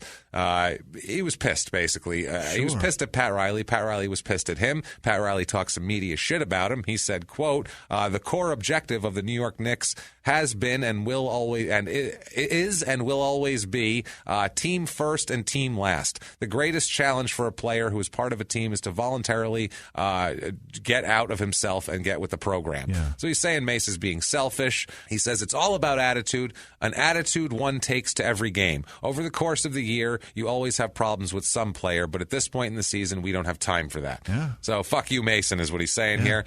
Mason played in 73 games that year. He started 12. 26.1 minutes a game, 7.2 points, 5.8 rebounds, 2.1 assists. He makes $1.1 million. It's a great season. Not bad at all. Makes a mill. I mean, shit. Yeah. He appears on In Living Color. So... Okay, you went to the finals with the Wayans. Yeah, fucking Jim Carrey and fucking Damon Wayans and David Alan Grier and all these fucking people. Yeah. So he goes to the finals, makes $1 million, and appears on In Living Color. Incredible. That's amazing, what a man. Year. You can't get any better than that for a kid from New York. Like that's the shit right there. 3 years ago, you played in Venezuela and Tulsa, which is way worse than Venezuela or Turkey. Or really, most everywhere. They just have it's Turkey with a little bit better burger. That's they do have a fine burger in Tulsa. I'll tell you that much. That is one thing they can cook up with some beef down there. Also, he has that big, like a tie. That's fucking awful. It is. He has the big profile in New York Magazine comes out now, too, that we talked about earlier with the writer who was really... really thrilled with his big purple bulbous cock. He really was. Let's talk... They're talking about his house, okay, his apartment here, and let's let the writer take over here. Okay. This is what I mean. He's talking about Anthony Mason, mind you, and he says... This is made abundantly clear by the centerpiece of the room, 2 giant samurai swords set in an ornate holder, the base of which accommodates an electronic running-type machine and programmed to continually repeat in red letters, sit down and don't touch shit. The master of the house will be with you shortly. He's vacuuming. I want that sign. That's pretty good shit. Yeah. Sit down and don't touch shit. So he's vacuuming, and they said, when this reporter gets there, and Mason says, I don't like a mess. He customed that message just for that reporter. No, just for anybody. I think it's just that's what he has in his living room. No, he customed it for him because he's not vacuuming all day long. You know what I mean? He says he doesn't like a mess. First of all, too, he's got a condo in White Plains, which is an odd place for one of the Knicks to live in. I know what I'll do. I'm going to be in White Plains. Fuck out of this city. I was thinking Yonkers, but I decided White Plains is the way to go. So at this point here, he's living with his girlfriend, Latifah, and also their 2-year-old son, because he had another son in 1992 named Antoine. So he's got another son there. Boy, and Anthony derivative. What the fuck? Yeah, that's what I was going to say. He named Anthony Jr. and Antoine, which is pretty much Anthony. Right. So it's French Anthony. Yeah. What the fuck? I think he went around going, what else can I call this motherfucker that's just like Anthony? Antoine? All right. So, he's sitting here. He has, they're saying how it's like sparsely decorated. He's got an NBA Jam Tournament Edition arcade game, which, fuck, I would kill to have that. Holy shit. That's rad. Right now, I would love to have the NBA Jam the arcade game. The whole Holy thing? shit. That's great. He said the one with me on it. That's the one, obviously. He's got a shoe room. Which is amazing. Makes sense. He's got tons of Jordans, tons of Adidas mainly. Okay. He's got that sort of thing here. He's 258 pounds at this point. He says here. He says cleanliness is next to godliness as he vacuums. Okay. All right. His mom is also there, and his mom told him, quote, "Pudding, you cleaned up real nice." Pudding, she's calling him. And then she says, "Anthony is such a good boy. He always kept his room in order." Okay? She just acts like he's 12. It's fucking hilarious. I love it so much. He's a 30-year-old man. Oh, and here he says that he plans, at the end of the article, he says he plans on going into criminal justice after he retires. Quote, "Except I ain't decided what side yet." You've got a felony. Yeah. You'll have more, too. Don't worry. Don't worry. You're going into criminal justice. The world will decide justice for you which side you'll be on here. Before the next season, before 94-95, the Knicks offer him an extension, a contract extension, a 3-year, $9 million extension, and he says, eat dicks. I don't want that shit. I'm going to play my way into a better contract because he's a free agent after next year. Got it. So he says, I'm going to play this year, bet on myself, and take my fucking chances. How's that? Which, fuck, I love that shit. You got to admire anyone who bets on themselves like that and says, I'm going to make more based on my performance. It's like what you do, you son of a bitch. Yeah, we bet on ourselves, goddammit. That's right. Fucking right. That's right. Yeah, fuck that shit. I know what I'm capable of, and nobody will outwork me. That's it. That's why beautiful. That's why we're doing a podcast and not waiting for someone to book us at stand-up clubs back in the day. We do it all on our own. Let's just do this. Right. Yeah. So he, rather than working hard and doing more sets and trying harder, he ends up in November of 1994 being in a brawl at a restaurant. It's called a club. They call it an Upper East Side club in New York. It's the One Fish, Two Fish restaurant. He's accused of beating a man there, obviously. Probably did. Never know. This is now December 6th, 1994. This man, Thomas Laughlin, who's an electrician from Queens, sues Mason for $25 million. Following this brawl, he says that Mason punched him in the jaw and kicked him several times. Okay, but this is during the time of like super frivolous lawsuits too. Kind of. You know of. what I mean? Yeah. $25 million is pretty fucking steep. $25 million is a little steep for a nightclub beating. Right. I feel like to get punched and kicked a couple of times. I feel like walking into a nightclub, you're automatically half responsible right there. You're like 48% responsible right then. As soon as just you for pay being the there. cover, you go 48%. You're assuming. I acknowledge that tonight may be a bad night. You're assuming 48% responsibility for an ass kicking right there. Right there. Just it doesn't matter. You were there. You didn't have to be there. May graze somebody's wife's ass. You didn't have to be there. The club is not required. That's what I always say. The club is not a required part of what you're doing. It's not like I was in a nice restaurant with my family and some guy came. That's not what happened. No. You're at a club at night. You know what's there. So, sorry. I think I've worked at fucking bars. I've been a bouncer. You know what you're in for. Completely agree. It's so true. You don't see bouncers out front of fucking Olive Garden. No, for a reason. Right. That's right. There's not a bouncer outside of Ruby Tuesdays. No, there's not a bouncer outside the Olive Garden dragging some guy out who took his grandma to dinner for her birthday. Like, that's not what happened. Busted knuckles. I say birthday funny. Fuck you guys. That's my accent. I try to cover it up. Somebody tweeted, does he say birthday? Yeah, I'm sorry. I'm trying my best. You have an accent and you grow up with your whole life and then cover it up 98% of the time. Once in a while a word creeps through. Eat dicks. And people tweet me all the time or snap me or whatever. James says birthday funny. I go, yeah, I get it. I go, he also says frustrated and ruined. We're not going to split hairs. Sorry. All of it's very... Accent. Eat dicks. All of it's very frustrating for me too. But listen, just get through it's a fucking great story. God Who cares damn it. about 3 fucking words he says? Who gives a shit? I don't give a shit. I'll say them more now. Go fuck yourselves. Honestly. Seriously. I could have so much more. I could have so much worse of an accent. So much worse. You have no idea. And I cover it for you people. So, you know what? Give me some goddamn credit for the effort. You got me saying horrible. So there you go. I pronounced that fucked up now. There you go. So... All right, so this team here, the 94-95 Knicks here, this is really getting into fun times. Yeah. They're 55-27 under Pat Riley. I forget how long they were so good. They were good for years. Yeah. The playoffs every year were them and the Pacers and them and the Bulls and then them and the Heat later on. Yeah. So they finished second in their division there. They win the first round of the playoffs against Cleveland, the most boring team in history. Yeah. That was that Brad Doherty, Mark Price team where guy. they would run the clock down. Right. They'd run the shot clock down. They'd win games like 63-60, and it was painful. Fucking annoying. Oh, God. And That's then, worse than you saying birthday. So bad. And then they lose in a 7-game series to the Pacers in the Eastern Conference semifinals. That is the one, I believe, where Reggie Miller scored like 11 points in 9 seconds. 3 seconds. It was ridiculous. Yeah, I watched that game. Like 3 3-pointers and a layup in no time flat. I came inside from playing basketball to watch the end of this game, and I'm just sitting there like, what the fuck? Gotta be kidding me. I should have stayed out. How is that guy a basketball player, by the way? Unreal. He looks athletic. He looks like Anthony Mason when he first got to high school. That's what he looks like. He's never developed. He looks like somebody stretched him like with horses, and he didn't break, and they're like, fuck it, let him be. He's like a Gumby that's been worn out Gumby.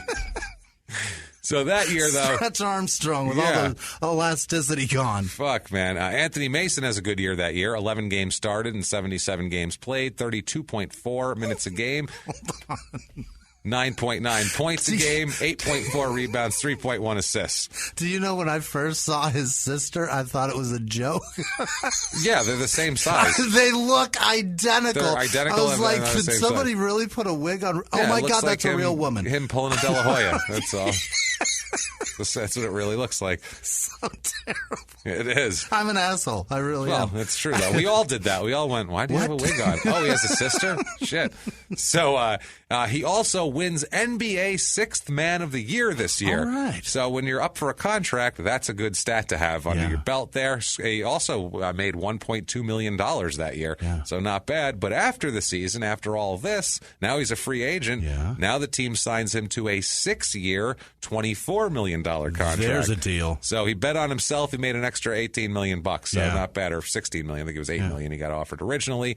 So not too bad. The general manager, Ernie Grunfeld, said, quote, he rolled the dice and it came up 7. Anthony got rewarded. He got what he wanted, a contract that he earned. Yeah. So good for you.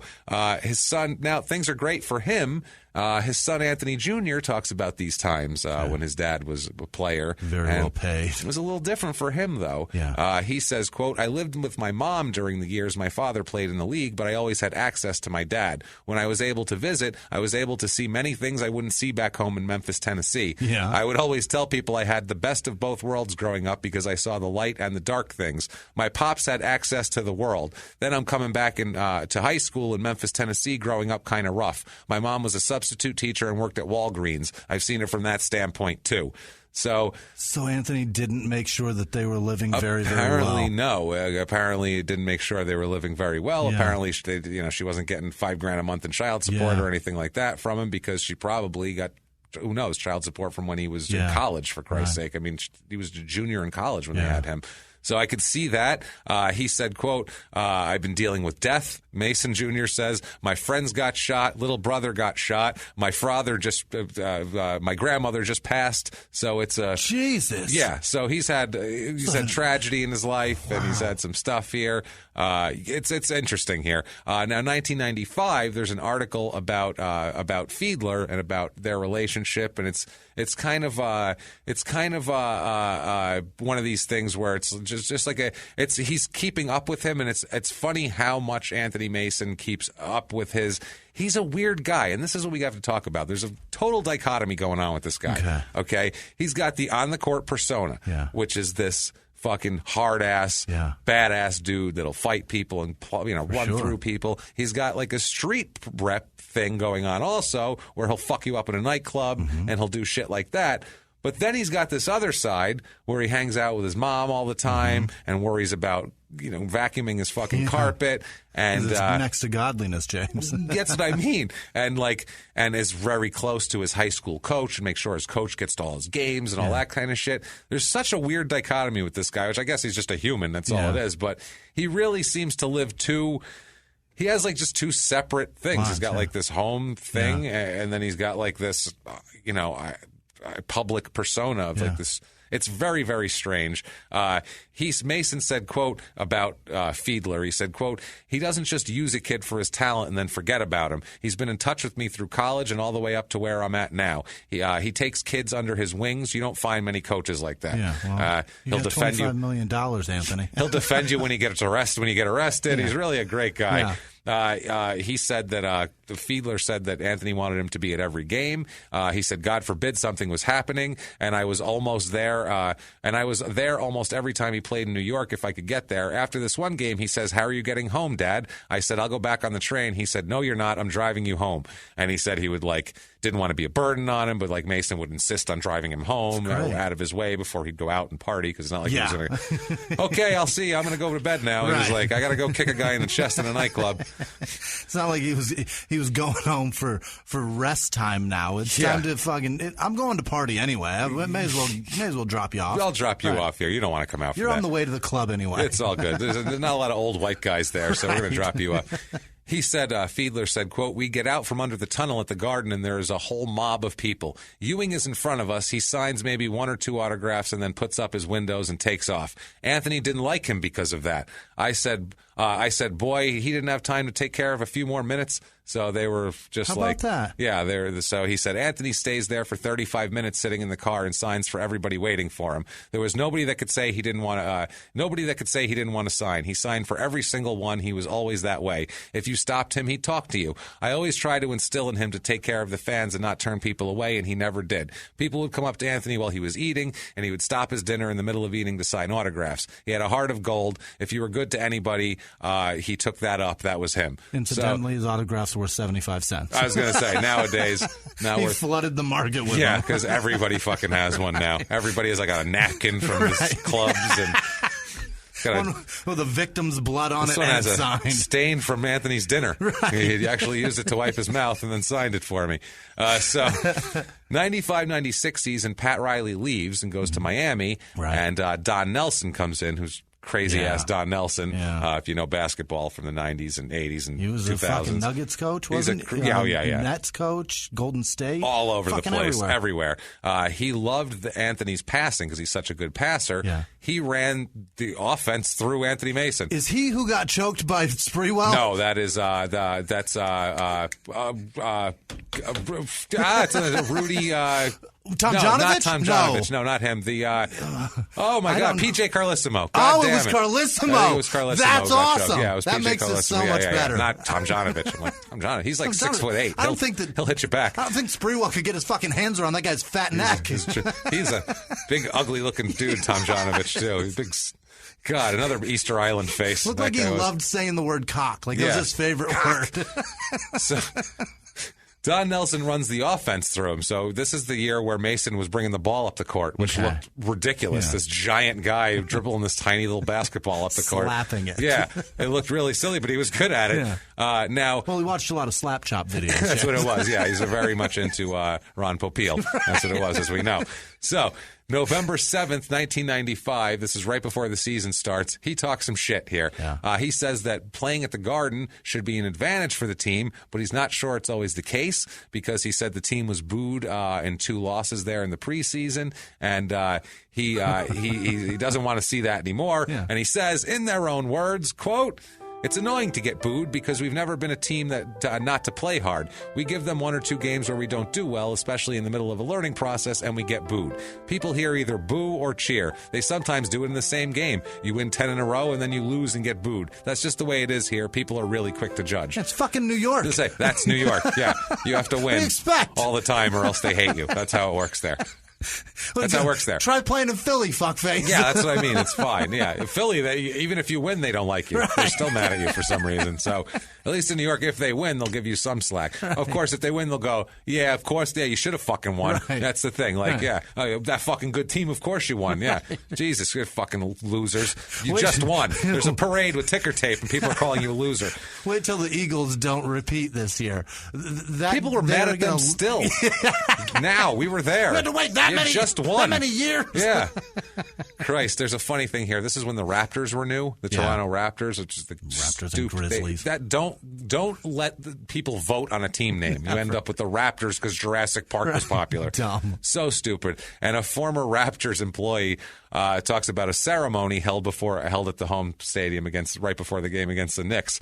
And apparently Oakley and Mason were making fun of the players for their shitty jerseys because they had like a big stupid dinosaur on. The big red one. They were really goofy when they first came out. Like, it had it was purple, and then on the strap over the shoulder, it had like dinosaur teeth. Yeah, that's what I mean. So it's good. They're goofy now. Yeah. Back then, they were cartoon. They were like children's. They were sold at Disneyland like they were part of the Space Jam monster team or something. And they were the stupidest looking fucking jerseys. This year, they figured out how to make their logo cool though, because they've got like a basketball with like a dinosaur. I mean, it's still never going to be cool till you change your name. In my head, I saw it and I was like, "It's cool." And then I'm describing it. I'm like, "There's a dinosaur." Never mind. Sorry, that's cool if I'm 8. There's this really cool dinosaur, and he comes up and bites the basketball. No, it's got like the hand, the paw, the foot, whatever it's called. Well, it's on the ball. Yeah. It looks kind of cool. Well, it's ridiculous. It's dumb as fuck. And apparently Mason and Oakley were mocking the players beforehand. And what they said was hilarious, okay? First of all, what Mason says, or what Oakley says, not the most PC thing in the world. Mind you, Charles Oakley is fucking brilliant. He's brilliant. Oh, he's really smart. Yeah, he is. And he's also hilarious. And he's also, if coming from a giant black guy, this is hilarious. Okay. With other giant black guys. He says, this is from across the floor at these guys. And I mean, the crowd can hear you. He's yelling from across the floor, the guy 10 feet behind you in the crowd. He says, quote, those jerseys come with cum stains on them because they're the gayest fucking things I've ever seen. He said that shit in 1997. 1996. Those jerseys come with cum stains on them because there's the gayest fucking things I've ever seen. Your name written in jizz on the back of that? Is that what that is? I see white writing. How amazing is that? Does that say Marcus Cumby on your back? Dude, how amazing is that? And then Mason...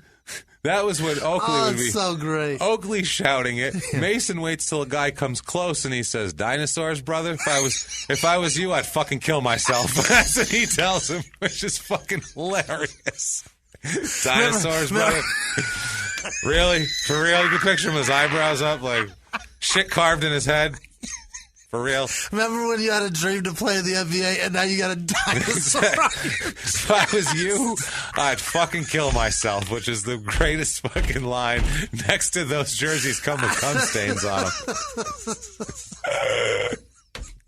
That is fucking great. Oh, God, that's amazing. Why'd you like those guys? I don't know. That's why, because that's hilarious. That's great. The guys now would have some fucking non-offensive answer about how he thinks the dinosaurs are great to maybe get the youth market more involved in the beginning. They'd be like, yeah, I'd fucking kill myself about it. That's what I like. That's awesome. Wow. So, dinosaurs, bro. Dinosaurs, brother. That's what he says. Come on, man. He said, brother, like it's serious. Right. Like, listen, brother, I need to talk to you about something. That's like what black dudes will say when they're serious about shit. Brother, come here. Like he said, dinosaurs, brother. Like we need to have an intervention about this shit. God, Jesus, that's awesome. It really is. I wish the players would have been at that meeting when they were picking. They should have just been like, I ain't no wearing fucking that shit. way. Those look like pajamas, man. I ain't wearing that shit. Those come with feeties on them. I'm not fucking wearing them. No. It's got a giant red dinosaur on its fucking chest. It looks like a cartoon back then, too. It wasn't even like a mean-looking dinosaur. No. It was like a big friendly... It was like Clifford the Big Red Dinosaur. That's what it looked like. Like a big friendly fucking dinosaur. So embarrassing. Mm-hmm. Purple and red and black and white. Just the worst colors together. Disgusting. Jesus. So even Vince Carter viciously wrecking the rim doesn't save that stupid fucking jersey. No. May as well be the big juicy hot dogs, you fucking idiots. That would be better. At least I like hot dogs. At least hot dogs are real. At least they exist still.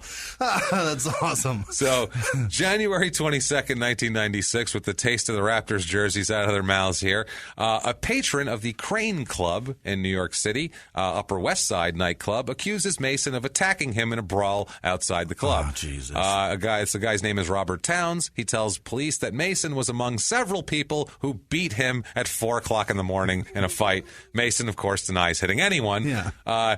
4 o'clock in the morning, you're at the club. Once again, you're now 68% responsible. Right. I don't care who hits you. Why would you be there? If you're at a club past 2, it goes to 68% it's from all 48. on you. It's like 96% responsible at that point. You're asking for trouble. Barring a man waiting by the door and you walking out and he just cold cocks you. Outside of that, it's all on you. Unless you came to the door going, I'm here to pick up my friend who's too drunk to drive home and called me and I'm going to be his designated driver. Ouch! Why'd that man hit me? Unless that's you, you're fucking responsible. Right. You're there. You're all drunk. You're all acting like assholes. Anyway, so you think about that? That's January 22nd, 96. So, hey, stay out of the nightclubs. Right. No, February 6th, 1996, Knicks player Anthony Tucker is charged with punching a cop. Oh, fuck. Now, this is... Oh, my God. Okay. All of these things are wrong. If you're... Yeah. No, okay. Charged with punching a cop outside of a Midtown Manhattan birthday party for Bobby Brown, the singer. Oh, my God. Why are you with Bobby Brown? For fuck's sake. Don't go to clubs late. Right. Don't hang out with Bobby Brown ever. And then don't punch cops when the party's over. What the fuck are you doing? Mason, of course, right there also. Of course. Cops say Mason was on the street but didn't hit any police officers. Luckily, Phew. that's good. Yeah. But he was at a middle-of-the-night birthday party for Bobby Brown. Yeah. So, and this is Bobby Brown. There was coke there. Way too late to be hanging out with Bobby Brown. This is 96 Bobby Brown. Yeah. This is when all he was doing was coke. Right. Like, he couldn't even do the dance think moves it was anymore. crack. Oh, crack by then. Yeah. Crack was like late 90s, early 2000s. I'm thinking it was probably still fun and coke by now. Hey. It's still funny that you see Bobby Brown doing coke. He still has like an album coming out. Right. And then by like 2000, you're like, hey, Bobby, you haven't released an album in like 5 years. And what do you smell? That's crack. Okay. What does that smell? It's a glass pipe, sir. That's freebase. Gotcha. All right, then. So... very nice. Is that a light bulb? Does your pipe say GE on it? What are you doing? So, April 16th, 1996, at the China Club. If you're not a New York person and you've seen the Chappelle Show, you don't want to be there. That is where Rick James reportedly punched Charlie Murphy or Charlie Murphy punched Rick James in the forehead. Is at the China Club. So this year, rest in peace, Charlie. Yeah, Mason has a similar night. Yeah. When he is accused of punching a 25-year-old Darlene Bonilla in the left eye. That is a woman. That's a woman. What the fuck? A New Jersey woman. Oh, my God. So some bridge and tunnel broad came over to the China Club, and he punched her in the fucking eye. Got one in the eye. And the messed up part is he ended up actually getting the brunt of it, because when he pulled his hand back, there was so much eye makeup and fake lashes on it. He said, this is never going to come off, you fucking 1996 New Jersey bridge and tunnel troll. Holy shit. Unbelievable. He tried to deny it, but when the cops came, his hand was stuck in her hair by Aquanet, and he couldn't get it off. So they said, you at least grabbed her by the hair. At minimum. At minimum. So April 25th, 96, this is, 9 days later, he appears on New York Undercover, the TV show. Oh, remember that Jesus. show? It's the No Greater Love episode. Okay. I don't know. I never watched New York Undercover, but it was apparently supposedly a good show about undercover New York cops. I don't fucking know. Back then, that's when NYPD Blue came out and all that shit. They're like, NYPD Blue's popular, Law and Order's popular. We'll get badges on people and put them in New York City, and that's a show. Was 21 Jump Street there, too? I don't remember. I never watched 21 Jump Street. I bet it was. It probably was. It probably was. I assume it was. It's there, Chicago, or L.A. One of the I was going to three. say, I think it's L.A., if I'm being honest. I wouldn't here, be surprised, but either way, it's a big city. It's a city. It's a city. He plays the recruiter in that episode. Okay. I don't know what the fuck that means. I didn't bother to watch it because who cares? Yeah. Anyway, April 30th, 1996, more interesting things happen. Mason is named in a $54 million lawsuit. My fuck. By three patrons of the China Club on the Upper West Side there, saying saying Anthony Mason and three bouncers beat them all up last summer. These three people. What? He joined the bouncers in beating him. What is he doing? They said this was last year, by the way. This wasn't the one that just happened with the girl. This is one from the last summer. He fill out a W-2 after that beating? Is now he works I think there? so. Might as well. Yeah, they gave him a shirt and put it on over his jersey. Here you go. This is a China Club security shirt. Beat that guy up, would you? Alice Kupferberg is the lawyer for the plaintiffs. They say that the fracas began with arguing, shoving, and hitting Mason's table at the China Club at about 3:45 a.m. on July 25th of last year. She said her clients, among a party of 8, tried to leave when all of a sudden a melee spilled onto their table. So she's saying her clients had nothing to do with this. There was a fracas at Anthony Mason's table. Somebody was fucking with him. This spilled over onto her. Then they say one of them, Hassan Kurdi, who was 24, was cut under his left eye with a broken champagne bottle. Whoa. And another, Haktisha... Hatixha? What the fuck is that? That sounds like a Chinese river. That sounds awful. That's the Haktisha, I don't know, with the Zhang Kwai. That's a carpet cleaner. Zerika, who goes by Gigi, luckily, fuck yeah, call her Gigi, was pushed over a table. Bouncers rushed in and roughed up the group of 8 as they tried to leave. I guess they helped him along, leaving. And she said that Mason joined the bouncers in assaulting their So they claim that Mason got up from the table and was like, that's a good idea, fucking those people up. I'm going to do it too. Even though the employees got under control, Fuck that. I heard her spell her name to somebody. I need to punch her. I need to punch her. They said several of her clients were arrested, and she said the police ignored the complaints against Mason and demeaned them with ethnic slurs. They said the cops, these are Albanian people, and they live in Yonkers, and they demeaned them with ethnic slurs. Okay. And if you've ever known any Albanians, you would never know unless they're speaking Albanian, you don't know they're ethnic because they look super fucking white. Right. And B, they will cut your fucking head off with a sword if you make fun of them. So I don't believe any of this. I know Albanians. They're the craziest people I know. The only thing I know about them is they pierce their fucking face. Well, he's not really Albanian. They're a hardy folk. He looks those Albanians. Albanian. Who? Lou Albano. Oh, Lou Albano. Yeah, no, Lou Albano is not Albanian, as we've gone over before. He is definitely not Albanian. But when I think Albanian, I think that guy, and that man's a lunatic. I've told the story about after the senior prom, there was a big party at an Albanian guy. My guy named Frank is an Albanian kid. His father was from Albania. Right. Big party at his house. State troopers, cops swarm the house. He comes out screaming in Albanian, screaming at these cops to get the fuck off his property. Who do you think you are? Fuck you! You get off my bike! Stick gun up your ass! You pull gun on me in my own fucking house! I fucking kill you! And I'm like, your dad's gonna die. They're gonna shoot him. This is the last time you're gonna wake up to your dad. He's swinging his hands around. I shove gun up your ass as they're pointing a gun at him at 2 a.m, and he's in his fucking underwear. He's in his underwear He's gonna die on his front DVDs. porch in front of 600 high school kids who just went to the prom. Screaming he's going to shove a gun up a cop's ass, to which we cheer, obviously. Yay! You tell him. You tell him. And then we hit our weed and ran. So, Jesus Christ, man. So this whole thing here, the suit was filed in Manhattan, the Supreme Court there. It names Mason, the club, and 2 of the bouncers, and the maitre d' as defendants. Maitre d's are roughing up people. Each plaintiff is seeking $6 million from Mason and $12 million from the club and its employees. General manager of the China Club said, quote, "This is what we call in the business a copycat lawsuit," because I guess other ones have there. He's referring to the one by Darlene Bonilla, who is also suing him for a China Club incident. Barrett, who is the general manager of the China Club, said, quote, "He did absolutely nothing to her. We had nothing to do with these Albanians. When people are fighting, we try to separate them and get them out of the club." We had nothing to do with these Albanians. That's my favorite line of this entire show. Hey, we had nothing to do with these fucking Albanians. I'll tell you that right now. Look, I don't know what they're telling you. Couldn't say patrons or people. No, these very fucking specific. I'm surprised it wasn't a fucking two. We had nothing to do with these fucking Albanians. I'm telling you, they come into this country, they open up pizza places left and right.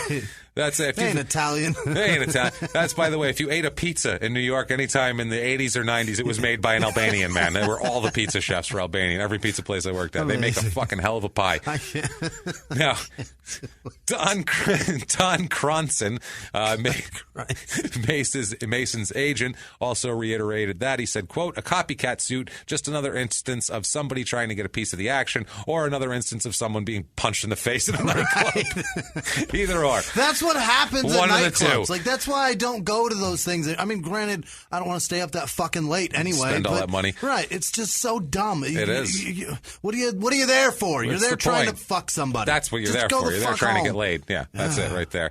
So I don't understand it either. I'm not I don't I'm care not that. about them. I'm not that horny where I'm going to put up with loud music and annoying people and booze. I'm just not putting up with it. I don't care. I've never been that horny. It's not even the loud Don't music care. and the booze. You have to buy overpriced No, drinks not doing for it. somebody. I'm not doing the whole scene. And no, I don't want. I'm not doing it. And I I'm gotta not getting take a played. shower for this shit. No, not happening. Nope, put on cologne I don't like. Fuck you. No, I'm going to stay home. I'm going to try and impress somebody. No, thank you. No, thank you. I impress myself, and nobody makes me come like I do. There you go. That's the attitude to have, Jimmy, right there. Behind the closed doors of government offices and military compounds, there are hidden stories and buried secrets from the darkest corners of history.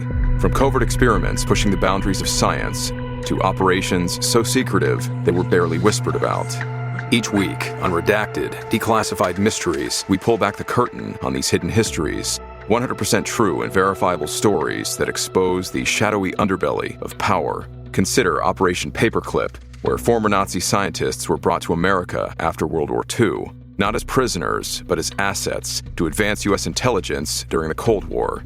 These aren't just old conspiracy theories. They're thoroughly investigated accounts that reveal the uncomfortable truths still shaping our world today. The stories are real. The secrets are shocking. Follow Redacted, Declassified Mysteries on the Wondery app or wherever you get your podcasts. You can listen to Redacted early and ad-free right now on Wondery Plus. In the 1980s, a rosé swept the country. Hey, Mike, I really like this white Zinfandel. Well, good. Now put it down. I'm going to try another one. White Zin became America's top-selling wine. But most don't know that this sweet drink has a sour history. What began in 1986 with counterfeit bottles, A big fraud, a multi-million-dollar fraud, sent investigators chasing one of the most powerful families in the business, the Licciardis. But the closer the feds got to them, the more dangerous things became. It's a story of deceit. At the time, I was paranoid. Threats. You touch my kids, I will kill you. And murder. with a .22 caliber bullet to the head. What started with a scheme to mislabel wine spilled into a blood-soaked battle for succession. Welcome to Bloodvines. You can binge listen to Bloodvines exclusively and ad-free on Wondery Plus. Join Wondery Plus in the Wondery app, Apple Podcasts, or Spotify. And now back to the show. So the Knicks this season, they finished 47-35, which is second in the Atlantic Division, but a little less than what they've been doing, under 50 wins. Yeah. Obviously, they do go to the playoffs. They win in the first round against the Cavaliers. They sweep 3-0, and then they play the Bulls in the playoffs with Jordan back. Oh, boy. And this is a 4-1. It's a 5-game series, and we lose. And it was pretty ugly. Yeah. I'm not going to lie. Jordan with his 45. Yeah, he's wearing. I think this is the one where that's this playoffs where he switched. He went back to 23. Mid-playoff series. Okay. He pops out one game with a 23, and you're like, you fucking bastard. Yeah. You son of a bitch. How dare you pandering fuck. Yeah. Fucking asshole. Now, Mason plays in 82 games, starts all 82 games, 42.2 minutes per game, leading the league. That's just never getting out. No. That's ridiculous. It's a 48-minute game. It's taking a break to get a drink and jump right back in here. Get some water, Mace, Right. and then he hops right back in there. I got to wipe this sweat off. There's so much. I just got to wipe it off. I'll be right back in. Yeah, with my bald head. Right. It's 14.6 points a game, 9.3 rebounds, 4.4 assists. He makes $3,472,000 for this year. So good. Now we're cooking here. May 31st, 96, he appears in the film Eddie, which is that terrible movie with Whoopi Goldberg as a basketball coach. Avery Johnson was in it, too. Everybody was in it. As a NYC cab driver turned Knicks coach, which is a very realistic premise. Obviously, wonderful. July 14th, 1996, he's traded by the Knicks. This broke all of our hearts. Traded by the Knicks with Brad Lohaus, who I only remember from, because nobody watched Milwaukee Bucks games in the 90s because they were terrible. Right. I only remember from NBA Jam being the other guy on the Bucks. It was Vin Baker, and we called him Blowhouse. Because he was B. Lohaus. So we're like, it's fucking Baker and Blowhouse. Take him. He was a big blonde guy who sucked. There was Baker, Lohaus, and then... later on when they added Robinson, more. too, right? Later when he came along. Yeah. This is, I'm talking like the Super Nintendo 1994 NBA Jam version. Blowhouse? They put that Blowhouse. fucking jerk off. That's all they had. It was fucking Baker and Blowhouse. Got to have Blowhouse in there. I didn't think it was Todd Baker Day, back too. then. Yeah, then Todd Day was later on. He came in. They trade him to the. They trade with Lohaus to the Hornets for Grandmama himself, Larry Johnson. Right. You don't remember him? He used to have commercials where he would dunk wearing a so dumb Big Mama costume, basically like Martin Lawrence in Big Mama's house. That's a great point. That's what it was. Fuck you, Tyler Perry. Fuck you, Martin Lawrence. They both stole it. So it's just Grandmama. Fucks. Well, I mean, I think it's also Flip Wilson from the fucking 60s also. I think they're stealing from Flip Wilson, who then stole from Grandmama. Yeah, so it's kind of a generational. Every fucking 10 Flip years, Wilson you gotta had that character. Right. That I don't remember her name, but it was an old black woman. Same shit. It was fucking Mammy or something. So it was not Mammy. That is very racist. Is it racist? I think it is. Yeah, this is coming from a guy who just did Jose Crisp. Is going, come on, everybody, follow me. What are we doing? So July 24th, this is July 14th, 96. So Charlotte's got a fresh Anthony Mason ready. So Charlotte's got Del Curry and Wingate and Alonzo Moore. No, Alonzo's down in Miami now. This is when the fucking Charlotte Hornets fell apart. This is Muggsy Bogues, Burrell, Tom Chambers at the end of his career, Del Curry, Tony Delk. This is when they had Divock. Remember when they got Divock from the Lakers there? Mason, Ricky Pierce. It's not this is disappointing. This is not the fun early 90s. This is all like eighth men. Yeah, exactly. Except for Bogues. I loved Muggsy so much. He was great. So July 24th, 96, 10 days later, Mason is arrested on assault charges. Oh, my God. For brawling with cops in Times Square over a traffic ticket. Why is he in New York? Exactly. Why are you in New York? His crime and sports rules say stay away from home. You don't go home. He's going home and naming his kid Junior and carving the city in his... We're going to add a new crime and sports rule. Don't carve anything in your head. Nothing. Especially the city you play in, the logo, a dinosaur eating a basketball, nothing. So, this whole thing, there was a loud dispute with others at about 3 a.m. at 43rd Street and 8th Avenue, which is not far from where I was staying over there. This here, Jesus. A bunch of cops tried to calm the situation down. Basically, Mason was getting a ticket and didn't want to get a ticket, and... he went to his trunk to get his identification, I guess, and cops were trying to calm it down. And while that happened, Mason attacked the police officers, several, 3 of whom suffered minor injuries. Mason was handcuffed and taken to the Midtown South Precinct headquarters, where he was booked on assault, menacing, and resisting arrest charges. He says about, this is a quote from this time that I figure kind of encompasses his whole 95 and 96. He says, quote, "I'm not a person that you're going to say something smart to, and I'm not going to fire back." He's got a point. We've realized that, Mace. He's released on $2,500 bail. The next day, he apologizes to the arresting officer and admitted that the scuffle went too far. He said, quote, "I'd had a few beers." This is what he told the cop. Say that. He told the cop this. This was at 6 a.m., by the way. Oh, my God. He says, I've had a few beers, Officer Ortiz. I apologize. I have 2 children. It did not have to go that far. He said, which is, I would say so. I love when menacing is always tacked on. It's just when you're that big, everything's menacing. No matter what you do, they're just going to throw menacing on there because you're fucking menacing. Apparently he's arrested. They tried to arrest him after he threatened to punch Alberto Ortiz, who was ticketing his BMW, his black Beamer, for being in a no standing zone. You can't park anywhere around there. You should know that. It took 10 cops to handcuff him. Oh, God. Because he was pissed off and huge, and that's where he was charged with the resisting arrest and all that. Police spokesman said, quote, "He resisted arrest. He kicked and swung his arms to get away. He said, 'Fuck you,' that kind of stuff." The other officers grabbed him by the arms, and he started flailing. But Mason's lawyer blamed the cops for overreacting when Mason complained about being ticketed as he and some friends stopped for some food at an all-night deli. That's all it was. He said Mason was seated in the car when cops tried to ticket him. He said, quote, "There was no incident and there should have been no arrest. It appears that a more tactful position by the police would have been more appropriate. Unfortunately, it escalated verbally." And then he started swinging his arms around when cops tried to put cuffs on you, which you can never fucking do. That's a bad sign. Unfortunately, it escalated verbally. No, it physically didn't. was the problem. Right, the verbal everyone could have done fine with. People in New York, cops are always yelling shit at people, yelling shit back. Everyone's fine with that. Physically, I feel is the problem. The man on the subway threatened to face fuck me. Yeah, that's what I mean. It stopped there. That's it right there. So Don Cronson, the agent, said the cops were overzealous and were upset because Mason's celebrity status worked against him in this thing. Hornets president, who just got him 10 days ago, had no comment. He's like, Jesus fucking Christ here. I barely know him. Yeah. I had no comment. Now, witnesses around this have a different thing. The cops have one thing, he has one thing, and witnesses say something else. Witnesses say police first approached Mason's car to break up an argument between his friends and a group of women who complained that one of these men had grabbed her ass. Of course. That's what it was here. Ortiz allegedly asked Mason to move his car and show his driver's license while this melee was going on. They drew attention to it. He says as Mason unlocked the car to get his paperwork, he unlocked his car trunk. Ortiz said he, quote, flipped out. And Ortiz said he feared physical injury as Mason stood over him, waving his arms around, threatening to punch me in the face. which is scary because he's a giant person.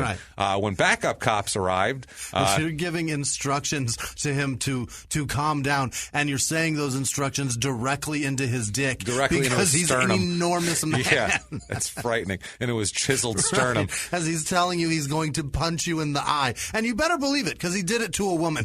Yeah, he'll do it. God damn it. All 3 cops were treated at St. Vincent's Medical Center because other cops arrived as backup. That's when he struggled. Ortiz had a bruise on his hand and wrist. Another guy had some shoulder pain from getting tossed around. Another guy had a back injury, he was probably fat anyway. Yeah. I would say it's probably a previous one. Or he's 39 and moved a box. That's the other thing that could happen.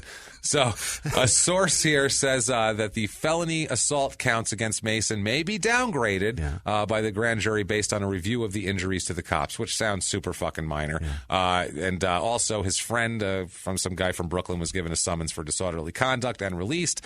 Mason would later plead guilty to disorderly conduct here, pay a $250 fine and move on, which that's not bad for taking swings at cops. That's not bad. By the way, at this point, he has 4 children. 3 boys and 1 daughter, 4 different women, 4 different mothers, none of whom he married. So he is a stereotype crime and sports athlete. Son named Junior, hanging out at home, having kids with every woman he can fucking find. Jesus. You can't imagine here. So the Hornets, we told you their lineup this year. Dave Cowens is their head coach. They end up 54-28 that season, which isn't bad at all. Not bad at all here. But they're swept by the Knicks in the first round of the playoffs. So he goes there and his old team sweeps him. So that had to hurt. That had to hurt. 73 games. He starts all 73, 43.1 minutes a game. God damn. Leads league again in that. 16.2 points, 11.4 rebounds, 5.7 assists. God, he's so good. That is good, man. That's filling in all the gaps. That's just, he's a guy who fills in everything on the stat sheet. Right. He's also a great defender. Great defender because he's all heart. Yeah. He had also this year career highs in minutes played, 43.1. 16.2 is his best points outing. 11.4 is his best rebound. 5.7 his best assist season. And he had 4 triple-doubles this year. Wow. These were the first in his career. This is crazy. It is, at this point, him, Kareem Abdul-Jabbar, Kevin Garnett, Charles Barkley, Larry Bird, and Bill Walton as the only players in the last 40 years to average 15 points, 11 rebounds, and 5 assists in a game in a season. Those are all very much Hall of Famers. And Anthony very Mason. Much. And That's Anthony incredible. Mason. You throw him on there. Wow. So that's how good of a year he had and did everything they needed him to do. This is the kind of guy that I feel like the dick kicker in Golden State tries to be. That fucking peckerhead. Absolutely. I fucking hate Draymond that guy. Absolutely. That's what I mean. I said that 50 episodes ago. Right. Put Draymond Green in with Mason and Bart and Oakley.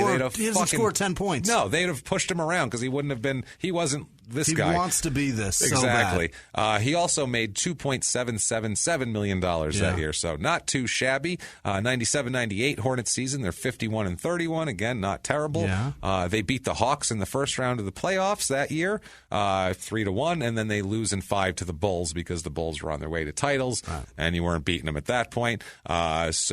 Anthony has some problems, though. This is one of his major problems. February 7th, 1998.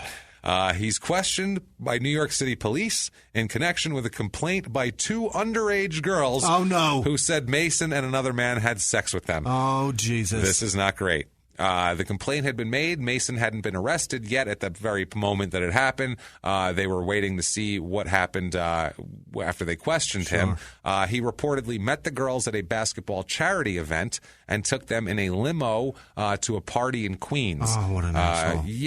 His attorney, Frank Rothman, who we'll hear so much from now on, he says the charges are false and that Mason is angry that he's accused. And he says, but, quote, hopefully this will work out the way it should and he'll be out later tonight. This is when he got taken in for questioning. He reported to a police precinct about 6 p.m. and he was still in there at like 11 o'clock at night. They were still talking to him. The accusers are 14 and 15 years old. Oh, my God. They are not 16 and 17. Oh, Jesus. This is a Hollywood Henderson wheelchair face fucking scenario here. This is horrific. Terrible. Mason's agent called the charge an improper allegation. Everything about this is improper. So sure. It's improper to fuck a 14-year-old, too. Yeah, he said he was disappointed. Mason was disappointed that his trip home to New York Sunday to watch the NBA All-Star game was ruined by this accusation. Well, you might have ruined a 14 and 15-year-old girl's evening also. And their families. There's a dad somewhere going, how did I happened? Where did this get? How did it get this out of control? These two girls, they were introduced to Mason while he was coaching a team at a fundraiser at York College in Queens. After the game, they got into a limousine with Mason and Duggins, who's his friend, and they go to Duggins' basement party in his parents' home in Queens, in Laurelton, Queens. Mason, this is what I'm talking about. That's his hometown. That's his buddy from when he's a fucking kid, and he's hanging out at his parents' house basement party. Gross. You're in the fucking NBA. Stop it. Stop doing this. This is what I mean. Hang out with better people. Say, I'll get everyone a hotel room. Right. I made $3 million this year. But B, fuck somebody that's old enough. That's the other thing. Well, he shouldn't be hanging around any of this shit. He shouldn't be doing the charity game's fine. Then he should have went to the airport and went back to fucking Charlotte or whatever he's doing. Right. Not getting a limo with underage girls to go to a house party in fucking Queens. Parents' house. Jesus Christ, man. Fuck, man. I mean, you got to make the little girls feel comfortable. Fuck. One of the police people said, quote, there was a ride by car from York College to Mr. Duggins' residence, and that's where the sexual abuse charges stemmed from. Apparently, at the apartment, it is claimed that Mason and Duggins had sex with the girls. They said there was no indication that the girls were held against their will, but the statutory rape charge was having sex with anyone under the age of 16 in the state of New York is not okay. They say that during the limo ride, Mason allegedly fondled and kissed the 15-year-old while Duggins did the same with the 14-year-old. How do you fucking divvy that up? I'll take the 9th grader. I'll take the freshman. You grab the sophomore. She's a little fucking too... I can't get over that ever. What the Every fuck, time man? You point out... Because that's what it is. It's I know, ridiculous. It's fucked up. You can say, 15-year-old girl's got big tits and all that. Right. Sophomore. Right. Sophomore. She's still wearing LA gear. Stop it. She has science 3rd period. Do you understand that? And she's only on her 3rd period. Do you get it? She's still carrying a backpack. Jesus. What are you doing? She's got a trapper keeper with horses on it, you fucking moron. She's got Lisa Frank in her JanSport. Leave her alone. Christ, man. Fuck. So apparently the girls returned to Duggins' his parents' house in Queens. Once they got out of there, they returned to their house, their home in Queens, and notified police about 1 a.m. They were taken to the hospital where they were given a physical examination, treated, and released. The assistant district attorney told the court that having sex with teenage girls, Mason was informed that they were 14 or 15 before this happened because he knew it from the start when they were introduced to him. Oh they were 14 and 15. He said the evidence, including bed sheets and clothing, were seized from the apartment of Dugan's parents' home in Laurelton. How proud of you are... That's my boy. Oh, he's got an NBA friend. That's so great. I'm so happy his friend made it. Oh, they come over here and have sex with fucking teenagers. That's terrific. Wow, I was so proud. So February 8th, the next morning. Why are my bed sheets in my basement being seized by the police? That's not right. What the hell is going on? None of my linens have ever been seized. I think that's a good sign. I think I'm living my life right when none of my linens have been seized, ever. February 8th, the very next day, he is charged. He's charged with statutory rape. Oh, Jesus. Yeah, it's 2 underage sisters, we find out then. They had consensual sex with them. He was 5 hours of questioning, and he's charged with 2 counts of 3rd-degree rape, which is statutory. He has had problems before, obviously. He gets led out of the station house in handcuffs to go to central booking. His lawyer, Frank Rothman, said, quote, my client is absolutely innocent. He absolutely denies having any sexual relations with either of those women. They're not women. They're girls, sir. Those are children. I like how you tried to up their age, but nope. And is willing to give up blood to prove it. The allegations come at a time when thousands of National Basketball Association fans and dozens of hoop stars are in New York for today's All-Star game. He goes on, I don't know what that had to do with anything. Right. He says, they say that Mason had sex with the 15-year-old in the limo on the way to the house, and at the house, Mason and the younger girl had sex. So they're saying in the end that Mason had sex with the older one, got to the house, then they traded. Oh, my God. Then Mason had sex with the younger one, and the other one had sex with the one that Mason just had sex with. I don't care how these girls are with this. It doesn't fucking matter. They're not old enough to be okay with it. You got to be an adult. They're not old enough to be okay with it. It doesn't matter what they're okay with. They're 14. Go your bedtime. You have a bedtime. Yeah. Do you understand that? How ridiculous. You're not allowed to watch certain movies. Right. You can't buy a ticket to see things. No, fuck, man. Oh, my Christ. Then some friends of Mason drove the girls home, which is even worse. So this is fucking ridiculous here. Sweet. The staff at the hospital called police when they found out what happened here. Now, Cronson, again, the agent said, quote, "We totally and unequivocally deny that Anthony Mason has done anything illegal or immoral. I can't be more broad-based than that. There was no wrongdoing." Frank Rothman, back to him, says, "I'm saying these girls are lying. This is all about money, money, money, the chance to hit the lotto." He also said Anthony did everything in his power to prove his innocence, including voluntarily offering up his blood. There will be scientific evidence that will vindicate Anthony. He's a target for people like this. Okay. We will fight it to the bitter end. He has told me there's nothing to hide. He said, "Where should I be and when?" Wow. Okay. So he is denying it. Betting on him. Betting on himself. Don Cronson says, quote, "We're trying to ascertain what really happened." Ken Fiedler stepping in, silver-haired middle-aged white man. This is the time that you step up to the plate, silver-haired middle-aged white man. You look a reporter right in the eyes and you say, "I have no doubt, knowing the circumstances, that he is innocent." Someone like Anthony is always vulnerable under these circumstances. You make excuses for and cover up what he did. More Rothman, by the way. This is great. This Rothman guy cracks me the fuck up here. They said they was asked at a news conference after hearing whether Mason knew the girls' ages. They said, did Mason know the girls' ages? Rothman responded, quote, "He's not claiming, I don't know, I didn't know how old they are. Please forgive me." He's saying, "I didn't have sex with them." We've said it 1,000 times. So he's saying that. Today, doesn't matter how old they are. He didn't fuck them. We've said it 1,000 times yesterday and today. No sex, which is fucking hilarious. This grown man standing in front of a room full of professionals shouting, "No sex." You're not having sex with me. He said Rothman's agent, Rothman acknowledged that Mason may have been unwise to get into the limo at all with these girls. He said, quote, "He might be asking for trouble. It might be poor judgment, but it's not criminal."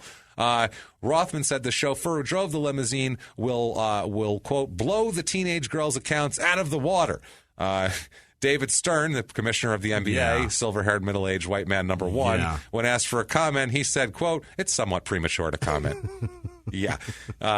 Wow. It's premature to fuck him, too. They asked NBA players. They asked Mitch Richmond, the Sacramento Kings All-Star. He was at the All-Star game. They asked him anything, do you know anything about it? And he said, quote, "It's just a bad situation right now. I'd really rather not comment on it. I don't know who fucked who." Don't ask me shit. February 10th, 1998, an embarrassed Anthony Mason apologizes to his friends and teammate and denies charges that he had sex with 14 and 15-year-old sisters. He said, quote, "Did I do this? No, definitely not. I'm innocent." Okay. That's what he says to his team. After being charged, he's released on $20,000 bail, faces up to 4 years in prison if convicted. He says, quote, "I'd like to say I'm sorry to my family and for the embarrassment of the situation. Once again, it's a silly situation. I'd like to say sorry for the embarrassment to the team." That year, though, he plays in 81 games. Wow. Starts 80 of them. Get out of here. He didn't miss shit. They were off for a few days for the All-Star game. 38.9 points a game, 12.8 minutes, or 12.8 points, 38.9 minutes a game, 12.8 points, 10.2 rebounds, 4.2 assists. That's a hell of a season. Great. Makes $3,471,500, so not bad there. Jesus Christ, With man. cases looming. June 25th, 98, right after the season, felony charges of statutory rape and sex abuse are dropped in exchange for a guilty plea of endangering the welfare of a child, a misdemeanor. So basically, case is falling apart. I don't know if the girls don't want to testify, whatever. He pleads it out, though. Yeah. I'm sorry. If you accuse me of fucking a 14-year-old... Let's go to trial. We're going to trial. You bet. It's like the other one. As they're dragging me out of court in cuffs on the way to prison, I'm screaming, "I didn't fuck kids! I didn't fuck any kids! Not a single one. None! No. That's all that's ever... Anytime anyone talks to me, I'm just going to be... They come to visit me, I'm going to pop into the glass going, "I didn't fuck any kids! I didn't fuck any fucking kids!" I swear to God. You never plead guilty to that. I will tug into every cup you've got. Never. So you have plenty of DNA. Never. Taste it all. You'll never find my DNA on a kid. Never. His lawyer's like, "Well, it's a misdemeanor, so it's better that he was facing 4 years in prison. He wanted to get it off of his plate. This could have dragged on forever, could have messed up his season, all that." Says he maintains innocence from the start. DNA, they said he worked on him anyway. DNA didn't back up that he was there, but his boy there is dead to rights on DNA. He is not. The charges are not dropped against him. Charges are still pending against him. Okay. But yeah, he would have faced a mandatory prison sentence here. Basically, and sully his name forever. But I mean, it kind of still is. Mason's attorney. You pleaded guilty. You're fucking a kid. Sorry, you fucked a kid at that point. You're saying, put it down in the books. I fucked a kid. Stenographer, write it down. Everyone's here. Take pictures. I fucked a kid. I'm the guy who fucked a kid. This big purple monster was inside a child. Yep. Rothman, the attorney, says, quote, "This plea is consistent with Anthony exercising bad judgment, which we said Anthony was guilty of from day one. This plea is inconsistent with allegations of rape and allegations of sexual abuse." Actually, no. I don't believe that at all. It's all the same thing. July 10th, 98, the girls sue Mason. Fuck yeah.